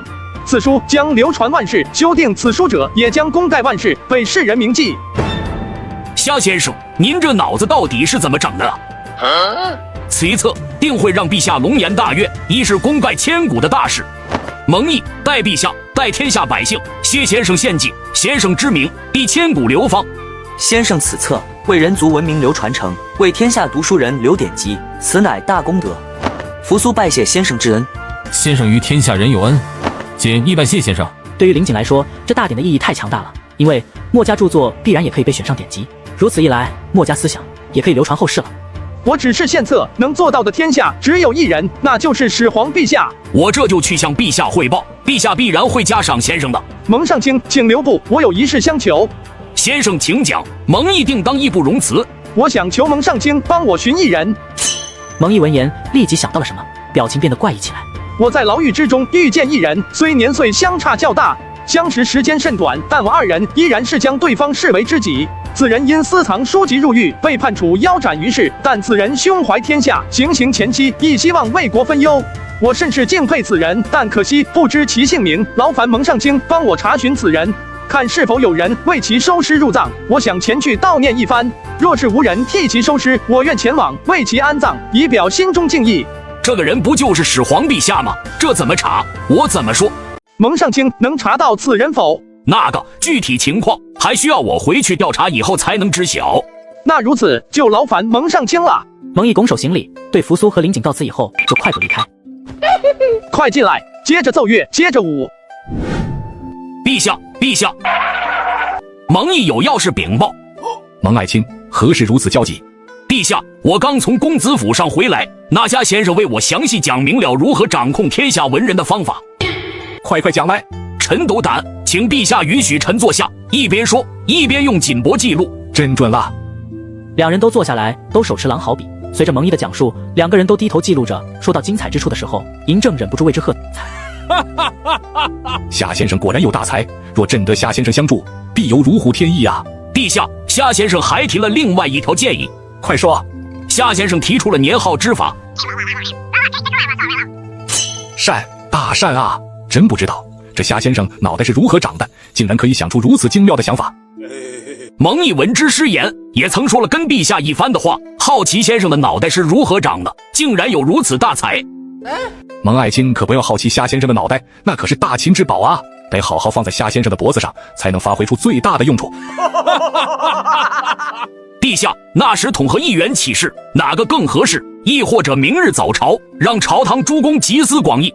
先不着急，等明日朕询问一下朝堂众人的意见。陛下，夏先生还有言。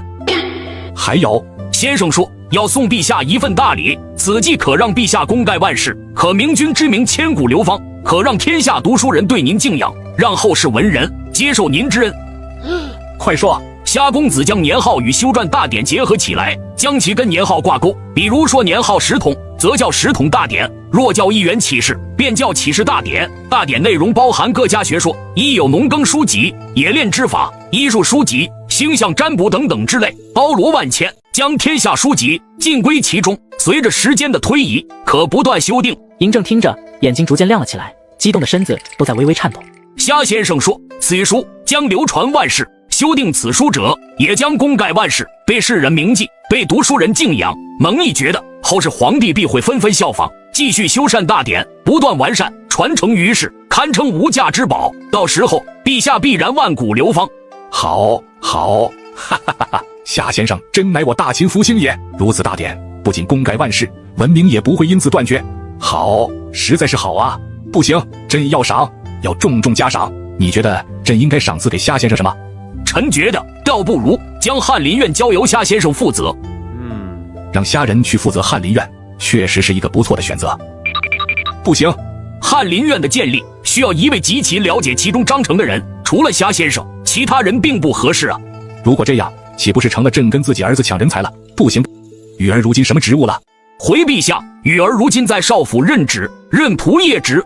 尚书仆射倒也不错，我记得雨儿天资聪慧，熟读各家典籍，就让他负责翰林院一事吧。什么？雨儿他？呵呵，怎么对朕的安排不满意？臣不敢，只是臣觉得如此一来，倒是雨儿夺走了夏先生的赏赐，心中惶恐。哈哈哈哈！朕岂会忘记夏先生的赏赐？你去内务府，以朕的名义赏赐夏先生黄金万两、良田1000亩、咸阳城上青铜等府邸一座。是。陛下，臣回来的时候，夏先生请臣为他办一件事。哦，他要你帮他做什么？夏先生想让我调查一下，当日和他共处一间监牢的人到底是谁。夏先生，他说什么了？夏先生说，他在牢狱之中遇见了一人，不知道他姓名，但是两人一见如故，交谈甚欢。虽然年岁相差较大，相识时间甚短，但已经将对方视为知己。知己？我何时有过知己？这世间有谁曾真正的了解自己？他还说什么呢？他说，那人在行刑前都在讨论国事，想要为国分忧。他非常敬佩此人，他担心无人为其收尸，想为其安葬。蒙毅声音越来越小，他却注意到嬴政眼眶微红，身子甚至都在微微颤抖着。若非寡人乃帝王，寡人必然与其结交，成为至交好友，犹如伯牙子期一般。只可惜朕骗了他，亦不能以真容见他。陛下，臣该如何回应夏先生？嬴政也沉默了。现在还不能告知夏先生真相。臣也是如此觉得，只是臣不知该如何对夏先生解释。若是随便找一个人欺骗夏先生，那以后夏先生知道真相以后，怕是……是啊，要是随便找个人糊弄一下，以后夏先生知道当初在牢狱之中跟他交谈的人就是自己，那么自己该怎么面对夏先生？陛下，我觉得我可以多拖延一阵，就跟夏先生说，最近藏匿书籍的人太多，一时间还无法查询到，让夏先生再等一段时间。但臣怕是拖延不了太久。你能拖延多久？不用太多，1旬足矣。10天，10天的时间有点长，但是硬拖的话也是可以的。那就好。那日牢房之内昏暗，加上朕涂抹真容，他应该认不出那是朕吧？那日牢房内昏暗，确实看不清容貌。不过臣担心夏先生会认得陛下的体型，认为陛下龙体魁健，非一般人也。呵呵，那倒无妨，只要他认不出朕的容貌，便无事。若是他有疑惑，朕不认便是。你且退下吧，别忘了明日朝堂之上你该如何做。臣明白，臣告辞。先生，是否挑选几位舞姬送到先生房间里去？你觉得我就这么饥不择食吗？食色性也，但君子爱美人也得有感情基础，并非纯粹的肉欲。先生真君子也。公子，咱们接下来要做的事情，你知道吗？扶苏知道，去上郡。大秦之危已经到了生死存亡的关头，百姓民怨四起，加上六国余孽不断煽动百姓，始皇在位可镇压一切。但你父皇的身体情况你也看到了，一日不如一日，那丹药你可弄来了？已经拿到了，这里面就是父皇所食用的仙丹。你可以按照我说的方法测试一下，看是否有毒。储君的位置已经刻不容缓了，但是你父皇非常自负，觉得自己还能活很久，但其实他的身体已然到了油尽灯枯的边缘。现在一旦始皇出现意外，六国余孽定然会趁机造势，伺机造反。想要拯救大秦，那皇位必须要你来做，造反之事势在必行。先生，扶苏有一疑问，说，若是我说服蒙恬将军率领30万大军进攻咸阳，那上郡怎么办？要是胡人趁机攻击，该怎么办？还有30万大军进攻咸阳，难道要我们的士兵跟同族人相残吗？是否太过残忍？这些人原本不必死的。妇人之仁，扶苏，你好好想一想，诸国之间争斗了多少年，死了多少人？要是大秦轰然倒塌，亦或者六国余孽煽动百姓造反，天下大乱，又会死多少人？先生说的是，胡人以游骑著称，这几千年以来，游牧民族骚扰我们的次数还少吗？他们每次只能做什么？也就是抢了东西就跑，损失有，但不大。若是进攻咸阳，损失也有，但这是必要的牺牲。可是，我说了，那是最坏的打算。而真正会发生的事情是，咱们肯定会留守士兵镇守上郡，人数虽少，出去攻打胡人难，但是守城还难嘛。另外，蒙恬可不是吃素的，他将胡人击退700里，不敢南下放牧。现在胡人听到蒙恬的名声就能吓尿，他们短时间内敢南下吗？你以为蒙恬的名声是徒有虚名吗？蒙恬将军之名，我自然是知晓的。那不得了，还有进攻咸阳，可不是真正的进攻，这其实就是一场心理战。心理战？何解？以你对你父皇的了解，他会对蒙恬、对城外的30万大军大开杀戒吗？他会杀死自己的老秦人吗？自然不会。所以，真正的对决是你和嬴政。我们真正的目的是逼嬴政让位给你，而不是真正的攻城来了。可是，父皇真的会愿意让位给我吗？到时候自然有我，你就不必担心了。我有把握让秦始皇100%让位给你。扶苏，你知道你现在最紧要的事情是什么吗？是什么？你也有妃子了，赶紧多生娃，早日培养储君，到时候不至于像你父皇这样犹犹豫豫，无法抉择。归根结底是储君没培养到位。你明日要上朝吗？自然要去的。先生为父皇献祭，可愿跟我一同前往？父皇定然会对你嘉赏的。不，我可不去。另外，我也不建议你去。为何？去了没好处，所以我建议你别去。吾皇万岁万岁万岁！众爱卿平身，有本起就，无系退朝。嬴政环顾四周，发现蒙毅正在对他挤眉弄眼的使眼色。一看之下，嬴政立即表情怪异起来。我操！扶苏竟然也来了，他怎么来了？他若在这里，接下来自己怎么展现自己的英明？说通俗点，就是扶苏在这里影响他装逼了。扶苏，儿臣在。谁让你来的？回父皇，扶苏身为大秦皇子，朝堂之事自当有权参与，为父皇分忧，为天下百姓尽微薄之力。陛下，臣觉得扶苏公子心系天下，品德端正，更是长公子。按照礼法来说，扶苏公子是最合适的继承者，请陛下立扶苏公子为储君。我操！不是吧？一上朝就给自己找麻烦。父皇想要立储君，早就立了，还等到现在？淳于越把这件事情说出来，岂不是把自己往火坑里推吗？混账，滚出去！陛下，臣只是为您建议啊，扶苏公子确实是最适合的储君，请您三思啊。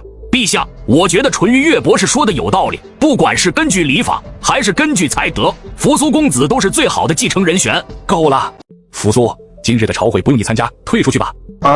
原来不是说自己啊，始皇陛下这是什么意思？要将扶苏赶出朝堂？敢问父皇为何？朕要你好好反思，取消你的族禁，并不代表着寡人就允许你出来了。果然，父皇还是生自己的气。退下吧。扶苏无奈被嬴政一拱手，在文武百官的注视下，朝着殿外走去。好了，凤姐，赈灾的事情处理得怎么样了？今日下午，粮食即可抵达汴州。你觉得这些粮食够汴州百姓吃多久？亦或者你觉得如何才能真正的帮助汴州灾民度过这次的洪灾？臣觉得，只要等洪水退去，百姓开始重建家园，便可度过此次灾难。那洪水要多久才能退去？现在正值汛期，若短时间内不能退水，他们如何度过这次灾难？蒙毅自然知道嬴政要开始装逼了，赶忙站出来打配合。陛下，洪水无情，具体情况臣觉得还是应该等冯御史了解过赈灾情况以后，再向您汇报比较好。等粮食吃完了，百姓继续受灾，流离失所，饿殍遍野，成为流民流落各地，甚至来到咸阳城外向寡人乞食求救，才知道具体情况吗？这陛下一直以来赈灾皆是如此，天灾难挡啊！一直如此便是对的嘛。奴隶制度延续了几千年，为何朕将其取消了？为何不能产生变化？古有洪水，大禹便治水，若天漏了，便有女娲补天，没有什么是我们解决不了的困难。发生灾情，自然要想办法去解决，而不是送去一些粮食就不管不问了。洪水如何退下去？受灾百姓的家园如何重建？被充满泥沙的黄河水，被覆盖的农田如何重新恢复种植？这些都是你们作为臣子应该考虑的问题，而不是一句向来如此就解决了所有问题。所以朕问你，彻底解决灾情该如何做？冯杰豆大的汗珠顺着脸颊往下流淌。冯去疾见状，不由得对身侧的文官使了一个眼色。陛下，臣觉得想要彻底治理灾患，还需疏通河道，将洪水引流出去。然后呢？还有将泥沙运输出去，将农田整理出来，方便继续耕种，自然也要帮助灾难重建屋舍。还有吗？臣目前能想到的只有这些了。还有哪位爱卿有更好的办法？文武百官一个个低着头，都不敢回答。陛下，臣知陛下忧心天下百姓，想要改革，但这些事情并非一跃而就，还请陛下给臣等一些时间，仔细思考，仔细研究。要是等汝等想出对策，汴州早已经尸横遍野了。嬴政缓缓起身，环视百官，无一人敢与他对视。文武百官加起来竟然都不如虾仁一人。朕有几策，尔等且听好了。文武百官纷纷抬头，惊讶地看向嬴政。首先，尔等要明白一点，灾难为何称之为灾难，是因为有人受灾，所以灾难的根源是人。灾难是因为有人受灾，而灾难的根源是人。这两句话几乎直接戳中了灾难的问题的核心。而赈灾的目的就是解决灾民的问题，输送赈灾粮就是在解决灾民的问题，但只解决了一项问题，且不是有效解决。灾民的问题有哪些？他们的田舍被洪水冲毁，没有了栖身之所，没有了可耕种的良田，家中的粮食被冲走，牲畜被冲走，身体衣物潮湿，生病忍受痛苦，没有粮食无法取暖，这些都是他们的问题，也都是我们朝堂所需要的解决的问题。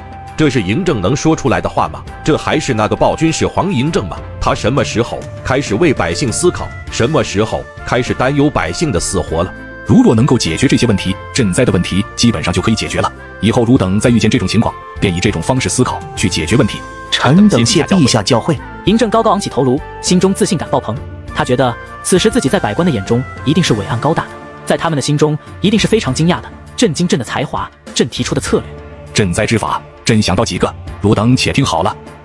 其一，便是发放赈灾粮，以官府名义建设粥厂，为百姓施粥，且建立赈灾房，给灾民以栖身之所。此便是解决无栖身之所、忍饥挨饿之苦。百官连连点头，深以为然。这种赈灾方式，朕称之为食物赈灾，发放物品有粮食、衣物、药物、种子等，可以根据灾民的需求提供。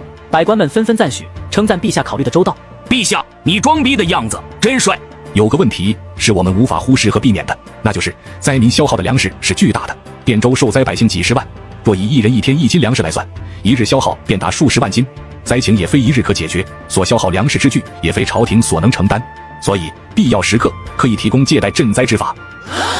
陛下，敢问何为借贷赈灾之法？便是将粮食借给灾民，由灾民来年种植出粮食来以后，再还予官府，由灾民自主解决当前的灾情。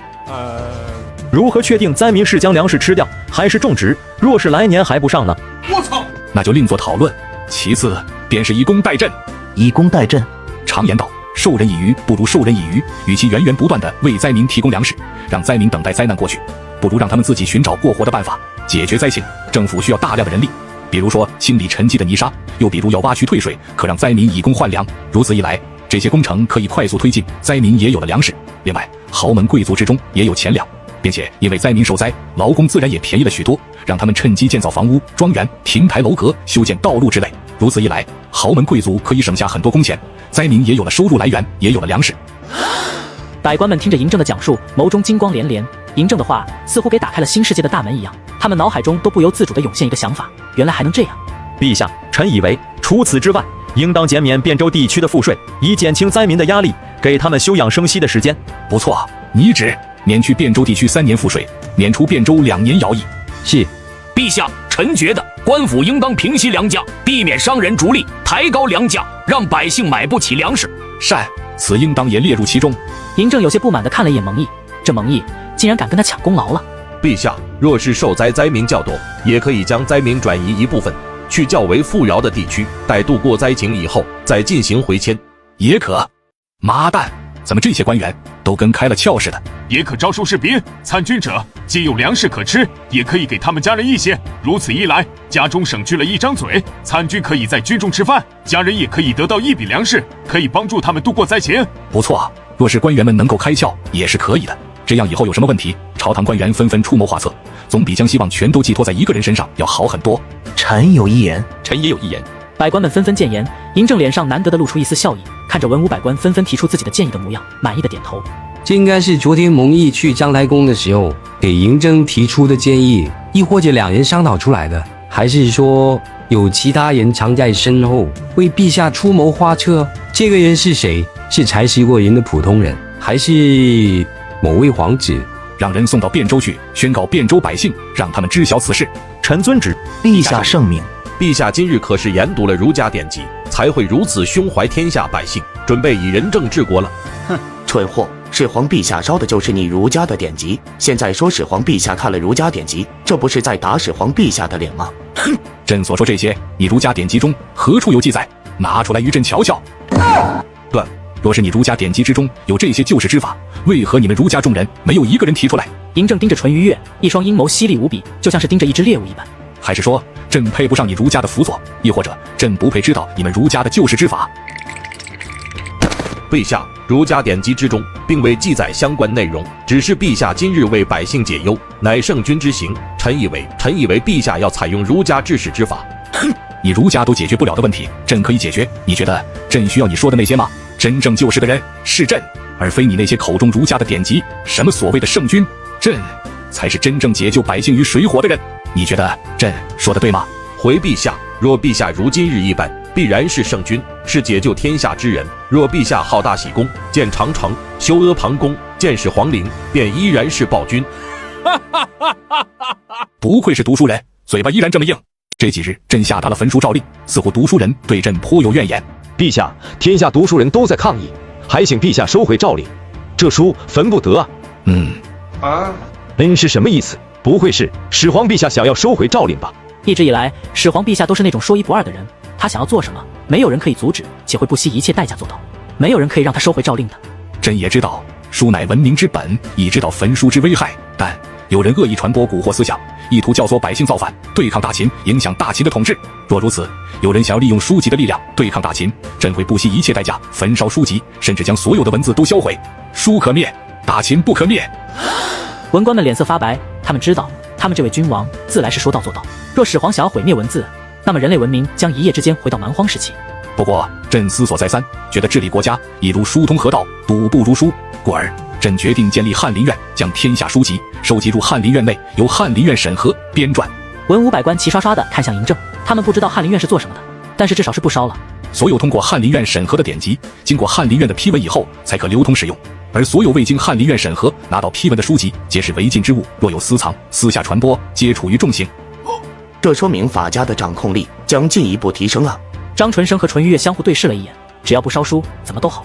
而且嬴政想要建立翰林院，审核书籍就必须要读书人，到时候什么标准，还不是他们说的算？诸子百家，各类学说也需要经过翰林院审批，需要在翰林院登记在册，方可传播，否则便是违禁，处以重罚。敢问陛下，何为翰林院？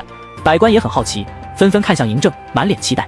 翰林院便是文学之林，文翰之地，是天下文人聚集之所。难道始皇陛下终于开始重视文人了吗？翰林院将会作为朝堂选拔人才之所，亦是挑选人才之所，包含文学、经义、卜、医、书画、乐等等之类，且具有召集天下文人之功效，并具有修订史书、考证实录的作用。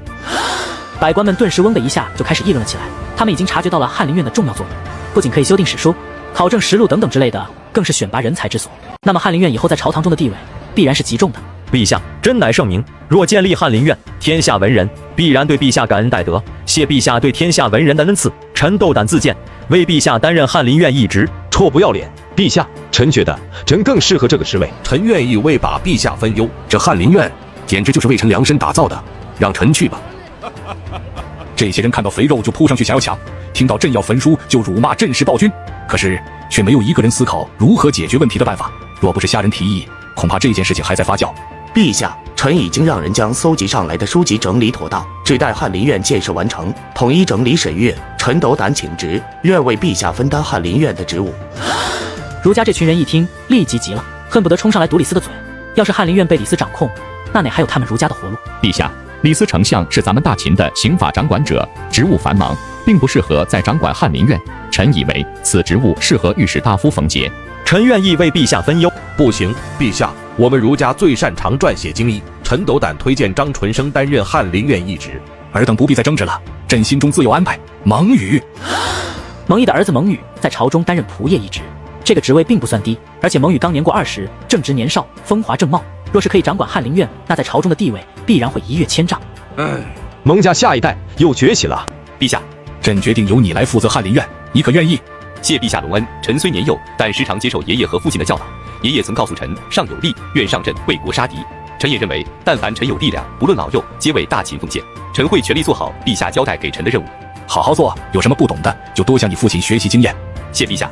陛下，蒙仆射尚且年幼，没有担任过类似的职位，并且对于各家典籍并不了解，恐怕无法胜任，更管理不好翰林院。刚才雨儿也说了，我父亲蒙武岁到了垂暮之年，但依然眼尚有力，可上阵杀敌；更有甘罗12岁为相，可治理一国之策。而蒙语年过20，为何不可担任翰林院一职？你觉得蒙语不行，莫非觉得自己可以？我觉得张纯生更适合担任此职。谢谢你啊，我的哥。归根结底，你是想要让翰林院落入你儒家手中吧？够了，朕意已决，此事就交由蒙语负责，休要再提。是。除此之外，朕还想建立年号制度。年号是什么？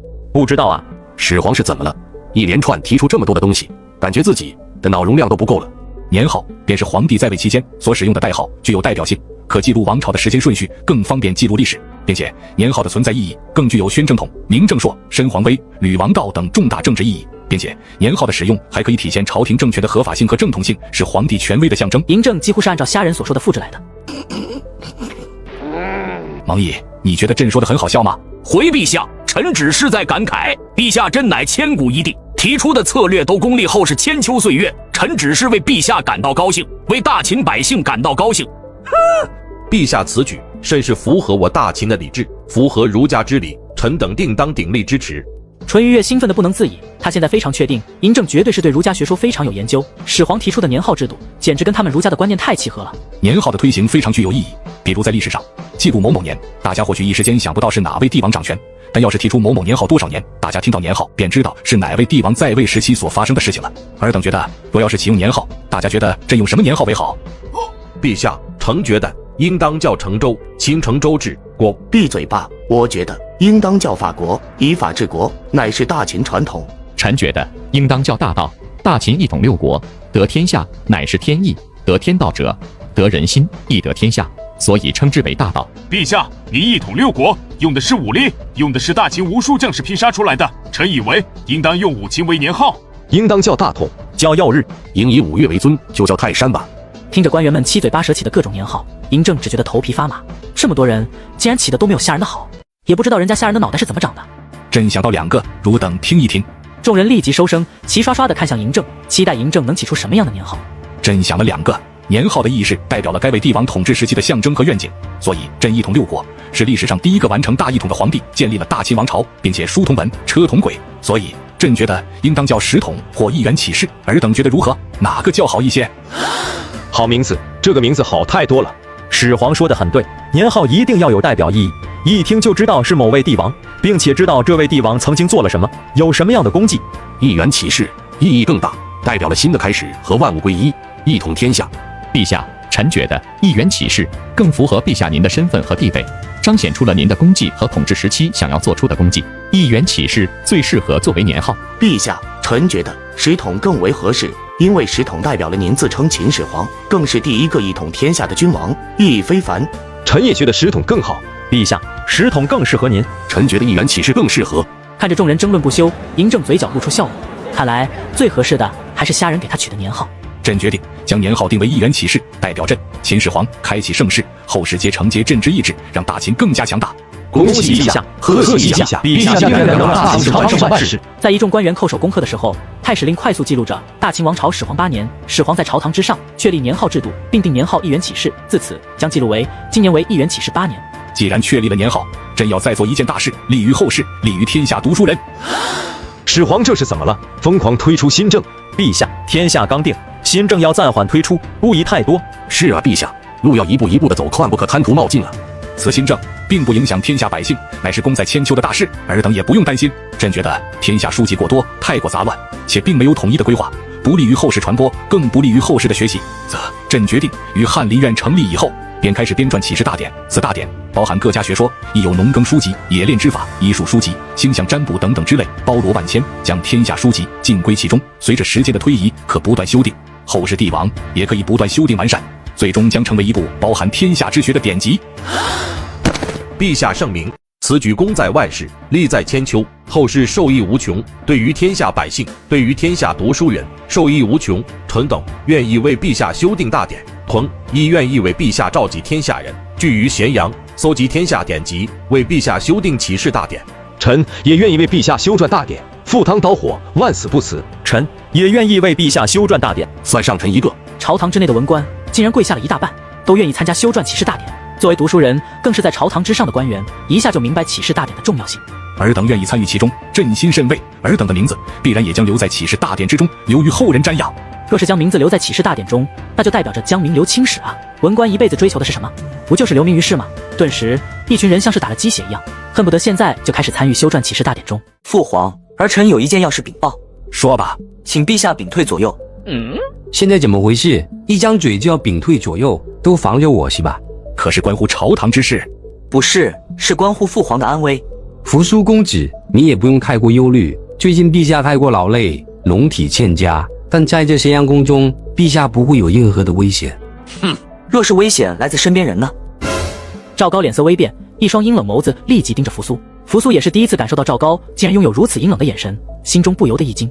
虾先生一直说赵高是多么的狼子野心，之前我并未在意过，毕竟这只是一个烟患而已。现在看来，赵高果然隐藏得很深。这扶苏难道知道什么了？那扶苏公子就更不必担心了。陛下身边的每一个人都是经过层层筛选的，不可能会有人对陛下不利。父皇，请屏退左右，儿臣有非常重要的事情要向您汇报。陛下，你们都出去吧。是。赵高犹豫了一下，阴冷的眼眸扫过扶苏，低着头快速离开章台宫。说吧，何事？父皇，您服用的仙丹有毒。闻言，嬴政面色不由得一沉，感受到嬴政身上散发出来的威严气势，扶苏心头一紧。父皇，儿臣所言非虚，乃是儿臣试过以后得出的结论。儿臣将丹药碾碎，为了家禽，一夜过后全都死了。若父皇不信，那些死去的家禽就在儿臣的寝室内，可让人带来。你是如何发现的？儿臣说实话。是儿臣的一位亦师亦友的先生告诉儿臣的。他告诉儿臣，那些丹药含有剧毒，若是长期服用，轻则精神错乱，重则当场暴毙。他又如何知晓的？父皇，此人乃是绝世之才，上知天文，下知地理，更知上下5000年，其学识之渊广，可谓天人也。他知道此事，并不为过。哦，可是为寡人出谋划策，并且扬言要给寡人献上功绩的虾仁，正是此人。不错，此人确实才学惊人。此人为寡人出此良策，朕倒是很好奇此人。如此，朕晚上就去东宫，让虾仁等候寡人。寡人有许多问题想要问问他。是，儿臣遵命。你下去吧，记住，丹药有毒之事，切莫向外张扬。为何？父皇，那丹药可是有剧毒啊。或许是普通家禽无福享受此仙物。之前仙师就与寡人说过，此仙丹非有福缘者不可服用。若家禽牲畜皆可食用，用之皆可成仙，那寡人算什么？父皇，虾先生所说必然是真的，而且那些家禽确实死了。行了，此事朕心中有数，你且退下吧。莫要忘了，朕今日晚膳去东宫与那虾仁交谈一番。儿臣知晓，定会告知虾先生，让虾先生等候父皇的。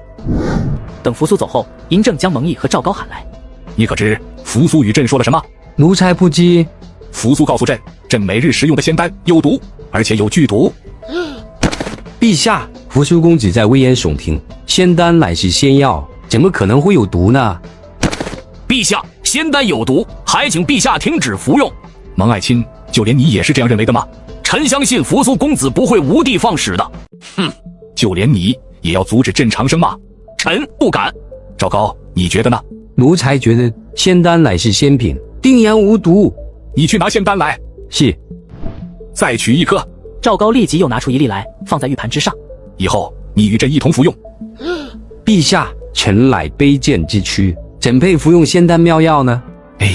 赵高，你服侍了朕这么多年，朕舍不得你。若是这仙丹有毒，你同朕一起服下丹药，到了阴间，你一样可以服侍朕。若是朕得了长生，没有人伺候着你，朕依然会不习惯。你同朕一起服用丹药，自然就可以留在朕身边，与朕一同享受长生，且可以日日夜夜守在朕的身边。如此，你不想要吗？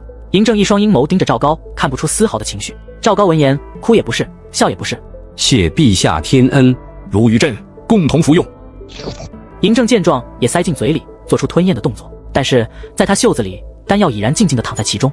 哈哈，不愧是朕最亲近的人，以后每日如此，与朕共享长生。奴才愿意伺候陛下几百年、几千年，永远伺候在陛下身边。赵高心中竟然有些感动。嬴政这些仙丹炼制需要消耗大量的钱财，甚至连自己的妃子和皇子们都没给，却给了他。行了，你先退下吧。是，陛下，外面王贲将军求见您呢。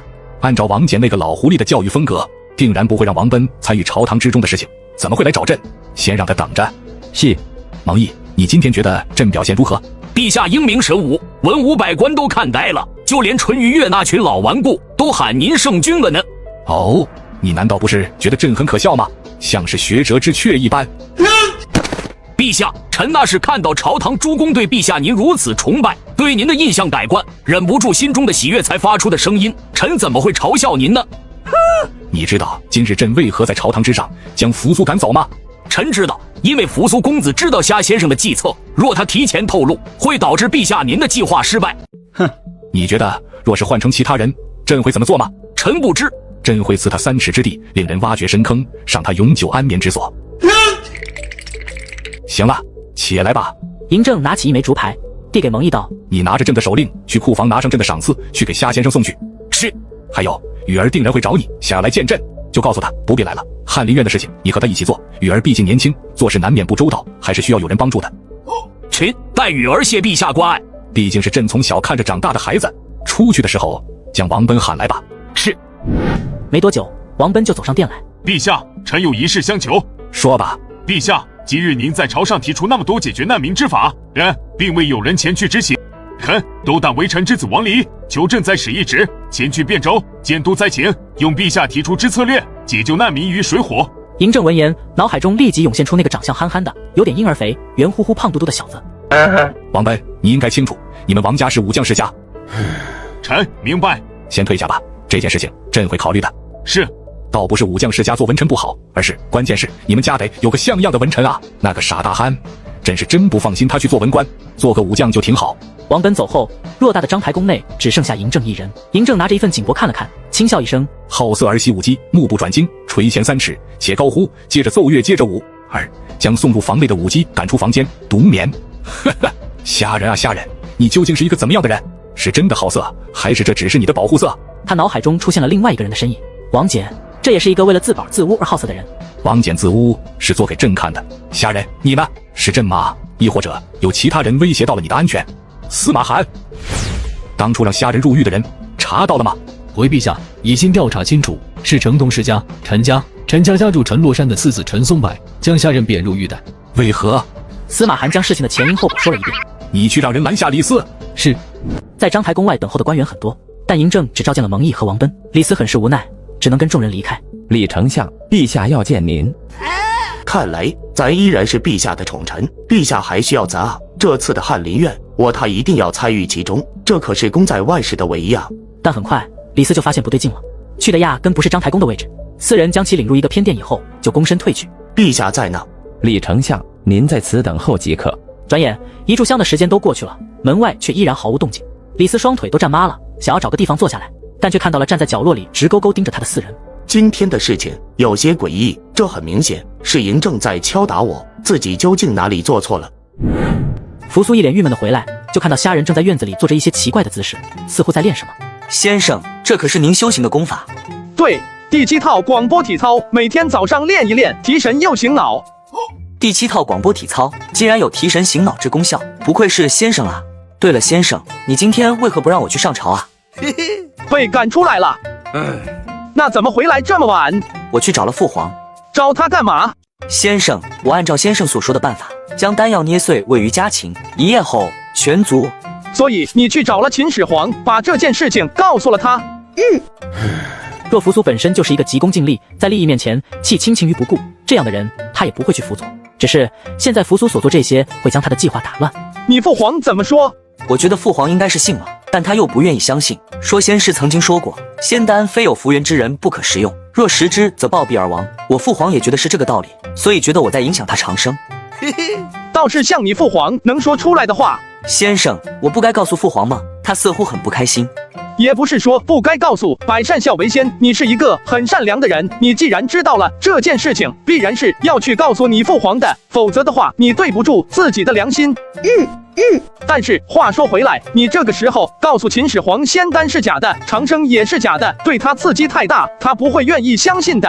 就像是你辛辛苦苦好不容易该登上皇位了，突然有人站出来说你并不适合做皇帝，有比你更优秀的皇子，他才应该做皇帝，你心里什么滋味，什么感受？那自然非常憋闷，可能郁郁寡欢，甚至承受能力差的会心气郁结而终。现在秦始皇也是这种感觉。扶苏沉默了，明明知道仙丹有毒，明明告诉了他父皇，但是他父皇依然一意孤行，明明知道有毒，却救不了他父皇。先生，难道就没有其他的办法了吗？有，请先生教我。造反。你只需要率30万大军进攻咸阳，逼始皇退位，强制禁止始皇继续服用仙丹，如此才能救他。我明白了，先生，您还没告诉我，为何昨日劝我不要早朝？亏你还是秦始皇的长子呢，你就不了解你父皇啊？自然是了解的。那你说说，你父皇是怎样一个人？我父皇是一个专横、霸道，具有雄才伟略，权欲极大。你根本不了解你父皇。莫非先生比我更了解我父皇？你应该不知道，你父皇曾经有过很软弱的一段时间。父皇是何等的霸道，怎么可能软弱呢？你父皇是一个好大喜功的人，所以昨天在蒙毅听完我说的那些策略以后，必然会第一时间汇报给秦始皇。而秦始皇得到这些策略以后，认为对他个人的功绩有非常大的提升，所以必然会在次日的早朝上提起此事。虾仁顿了顿，他很想说嬴政会在百官面前装逼这句话，但想了想，话不能说太难听。所以你去就会影响你父皇的发挥，会让他变得很尴尬。你是他今天早朝上最不想见到的人，可你偏偏就出现了。你说让他早朝怎么上，肯定会把你赶出来的。就这么简单？就这么简单。虾仁接旨。陛下说，虾先生献出国策，有大功，则让我给您带来赏赐，赏赐您黄金万两，咸阳城内宅邸一座，城外良田1000亩，这是城外的田契。谢陛下。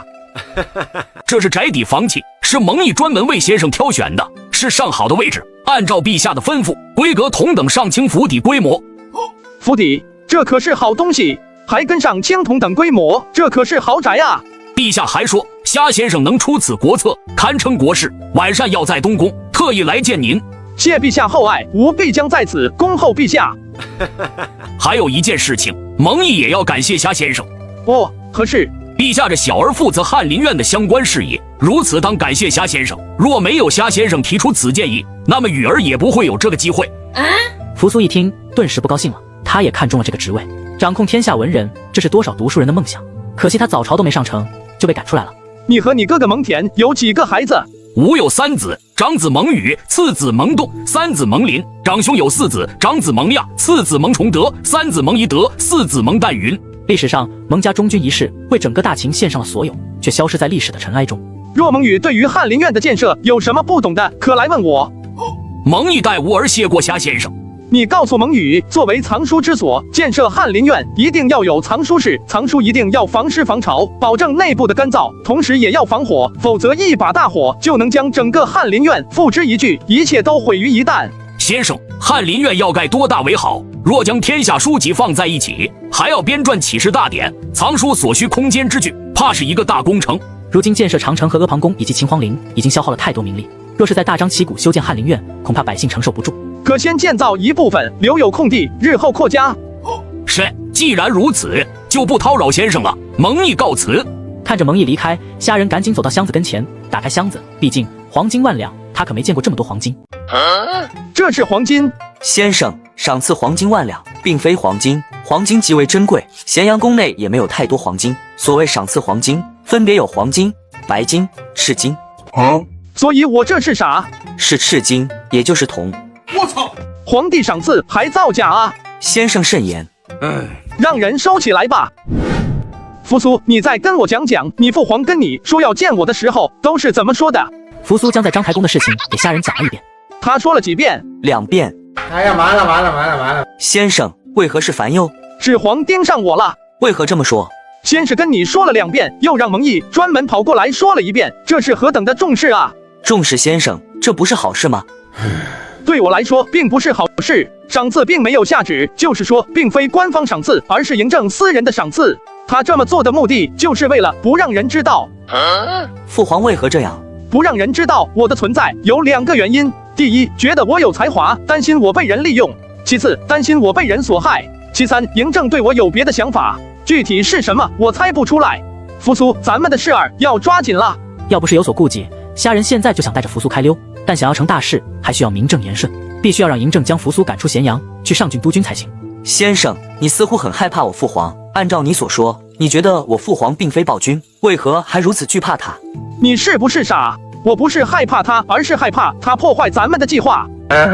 我说过很多遍了，造反之事势在必行。你想救你父亲，让他停止服用丹药，也得用强权才行，否则的话，他压根就不会听。要是造反成功，我可以尝试用一些办法救你父亲。当然，这一切的前提都是在咱们成功的前提下。要是失败呢？成王败寇，一将功成万骨枯，要么生，要么死。当你下定这个决心的时候，你就要有赴死的勇气了。可是，我不愿意与父皇兵戎相见。你要是下不定决心，我可以走。秦朝灭亡了，也会有汉朝、唐朝、楚朝各种朝，会建立一个更强大的盛世。我可以去辅佐另外一条真龙。我并非一定要扶持大秦，我所需要辅佐的是华夏民族，是文明的传承，是为后世奠定万世基业的基础，是让我们华夏族群在这个世界里一直屹立不倒。生在当时，当谋大业，我心所想是立我人族之本。王朝更迭犹如冬去春来，往复更迭，纵观历史并不算什么。你若局限于此，那就恕我虾仁告辞了。说完，虾仁转身就要走。对于扶苏这种愚忠愚孝的人，就要下猛药。先生莫走，先生不要走。扶苏愚昧，让先生失望了，求先生不要走。这扶苏就像是学生时期的小女友一样，来一把欲擒故纵就老实了。扶苏，我之前问你此生的梦想是什么，你说是想要建立一个天下大同的世界，对吗？是。我曾说你的理想不切实际，对吗？是。我也说墨家的理想不切实际，但是我很推崇墨子这个人，说他很伟大，是吗？是。那今日我再给你一个理想，你且记好。先生请讲。你是读书人，更是皇子，以后亦可为君王。你且记好，此生之理想，应当为天地立心，生民立命，为往圣继绝学，为万世开太平。扶苏满脸震惊，不敢置信地看着虾仁。在他眼中，虾仁此刻笼罩在光晕中，已非凡人，更像是谪仙。为天地立心，为生民立命，为往圣继绝学，为万世开太平，这是多么伟大的理想啊！你可记住了？敢问先生，这也是先生的理想吗？是吾此生所为之事。谢先生教诲，扶苏定将此4言定为人生信念，终生为此4句约束己身，时刻反省，唯行为标准。我做不到这些，你也做不到，但是吾辈华夏族群者，当世世代代以此为目标，不断去完善我们的世界，让我们的百姓生活更加幸福，让国家更加繁荣昌盛。成败有时候就在一念间，不可犹豫了。扶苏，明白。先生，我们该怎么做？先不用着急，到时候按我说的做就行。扶苏，一切都听先生的。咱们先去看看我的房子去。咸阳宫一座偏殿内，李斯已经等待几炷香的时间了。本来寅时就起来了，卯时上朝就站了几个时辰，现在又站了这么久，他感觉自己的双腿酸胀的厉害。垂，李斯见过陛下。起来吧。谢陛下。你来找朕，应该是为了翰林院吧？只是想为陛下分忧。翰林院事关重大，关乎大秦未来，臣恳请陛下让臣负责翰林院。李斯，朕给你的权力大吗？臣的一切都是陛下给的，臣没有权力，只是代替陛下执行而已。不，朕觉得朕给你的权力还不够大，满足不了你，所以你想要更大的权力，更多的权力，最好是掌控整个大秦，是吗？臣绝无此意，思对陛下忠心耿耿，绝无二心啊！陛下，朕将翰林院交给蒙语，就是不想让翰林院成为一家之言。朕虽不喜儒家之言，但儒家毕竟有用。若要焚书，若要杀尽天下儒家读书人，很难。他们硬脑袋，反而觉得抵抗朕是件好事，哪怕死了也会青史留名。他们觉得这样是死得其所。朕偏偏不给他们这个机会。朕要建立翰林院，将儒家之人圈在其中，让他们以朕的方式去活着。朕允许，他们才能传授知识；朕不许，他们就不能。朕要让他们为朕所用。翰林院不是儒家的，更不是法家的，是朕的。朕不让你负责翰林院，并非不给你们法家机会，你们法家也会进入其中，你可安排人选。谢陛下。你刚才说你的权利都是朕给的，只是代替朕行使权利，你觉得代替朕的感觉如何？臣不敢，臣只是陛下的臣，为陛下办事，陛下让臣做什么，臣就做什么，让臣往西，臣绝不敢往东。哦，只是朕得臣，若朕将皇位传给他人呢，你是否还会忠心？比如给了一位以儒家为重的皇子，亦或者给了一位推崇军法的皇子，你法家的地位不复如今，你又当如何？李斯心中咯噔一声，嬴政问到了他心中最为害怕的点。他非常排斥扶苏，想要将公子高推上高位，因为只要扶苏上位，他就不再有如今的地位，如今的权力。陛下必然长生不朽，臣也等不到那一天，必然先陛下而去，所以臣未曾考虑过这些。哼，是没考虑过，还是不敢说？我操！他感觉今天是糊弄不过去了，嬴政今天就要说个明白。为何？难道说嬴政已经想好了立储，并且准备立扶苏为储君？李斯，你要记住，你的权利是朕给的，朕可以给你，亦可以拿走。你今天所享受的这一切是朕给的，也是大秦赋予你的。不管是哪位皇子坐了朕这个位置，你依然是臣。臣明白，臣不仅会效忠陛下，还会效忠陛下选定的皇子，更会效忠大秦。不，你不会。你想选一个更适合自己的皇帝，可以让你拥有更大权力的皇帝。臣绝无此心。哼，你最好没有。将书籍整理好，全数送入咸阳宫，若有遗留，唯你是问。臣遵旨。等了好一会，李斯才缓过神来，起身离开。回到家，李斯将自己关在书房里，恍恍惚惚，心神不宁。老爷，中车府令赵高赵大人要见您。赵高要见自己，他来找自己做什么？在朝堂之上，他与赵高算是政敌。赵高仗着自己受到嬴政的宠爱，经常与他作对，并且不断夺权。他对赵高早就恨之入骨。在这个时候，赵高来找自己，所以为何？难道说赵高从陛下那里得到了什么消息，想要告知于我，亦或者想要与我做利益交换，让他来我书房？是。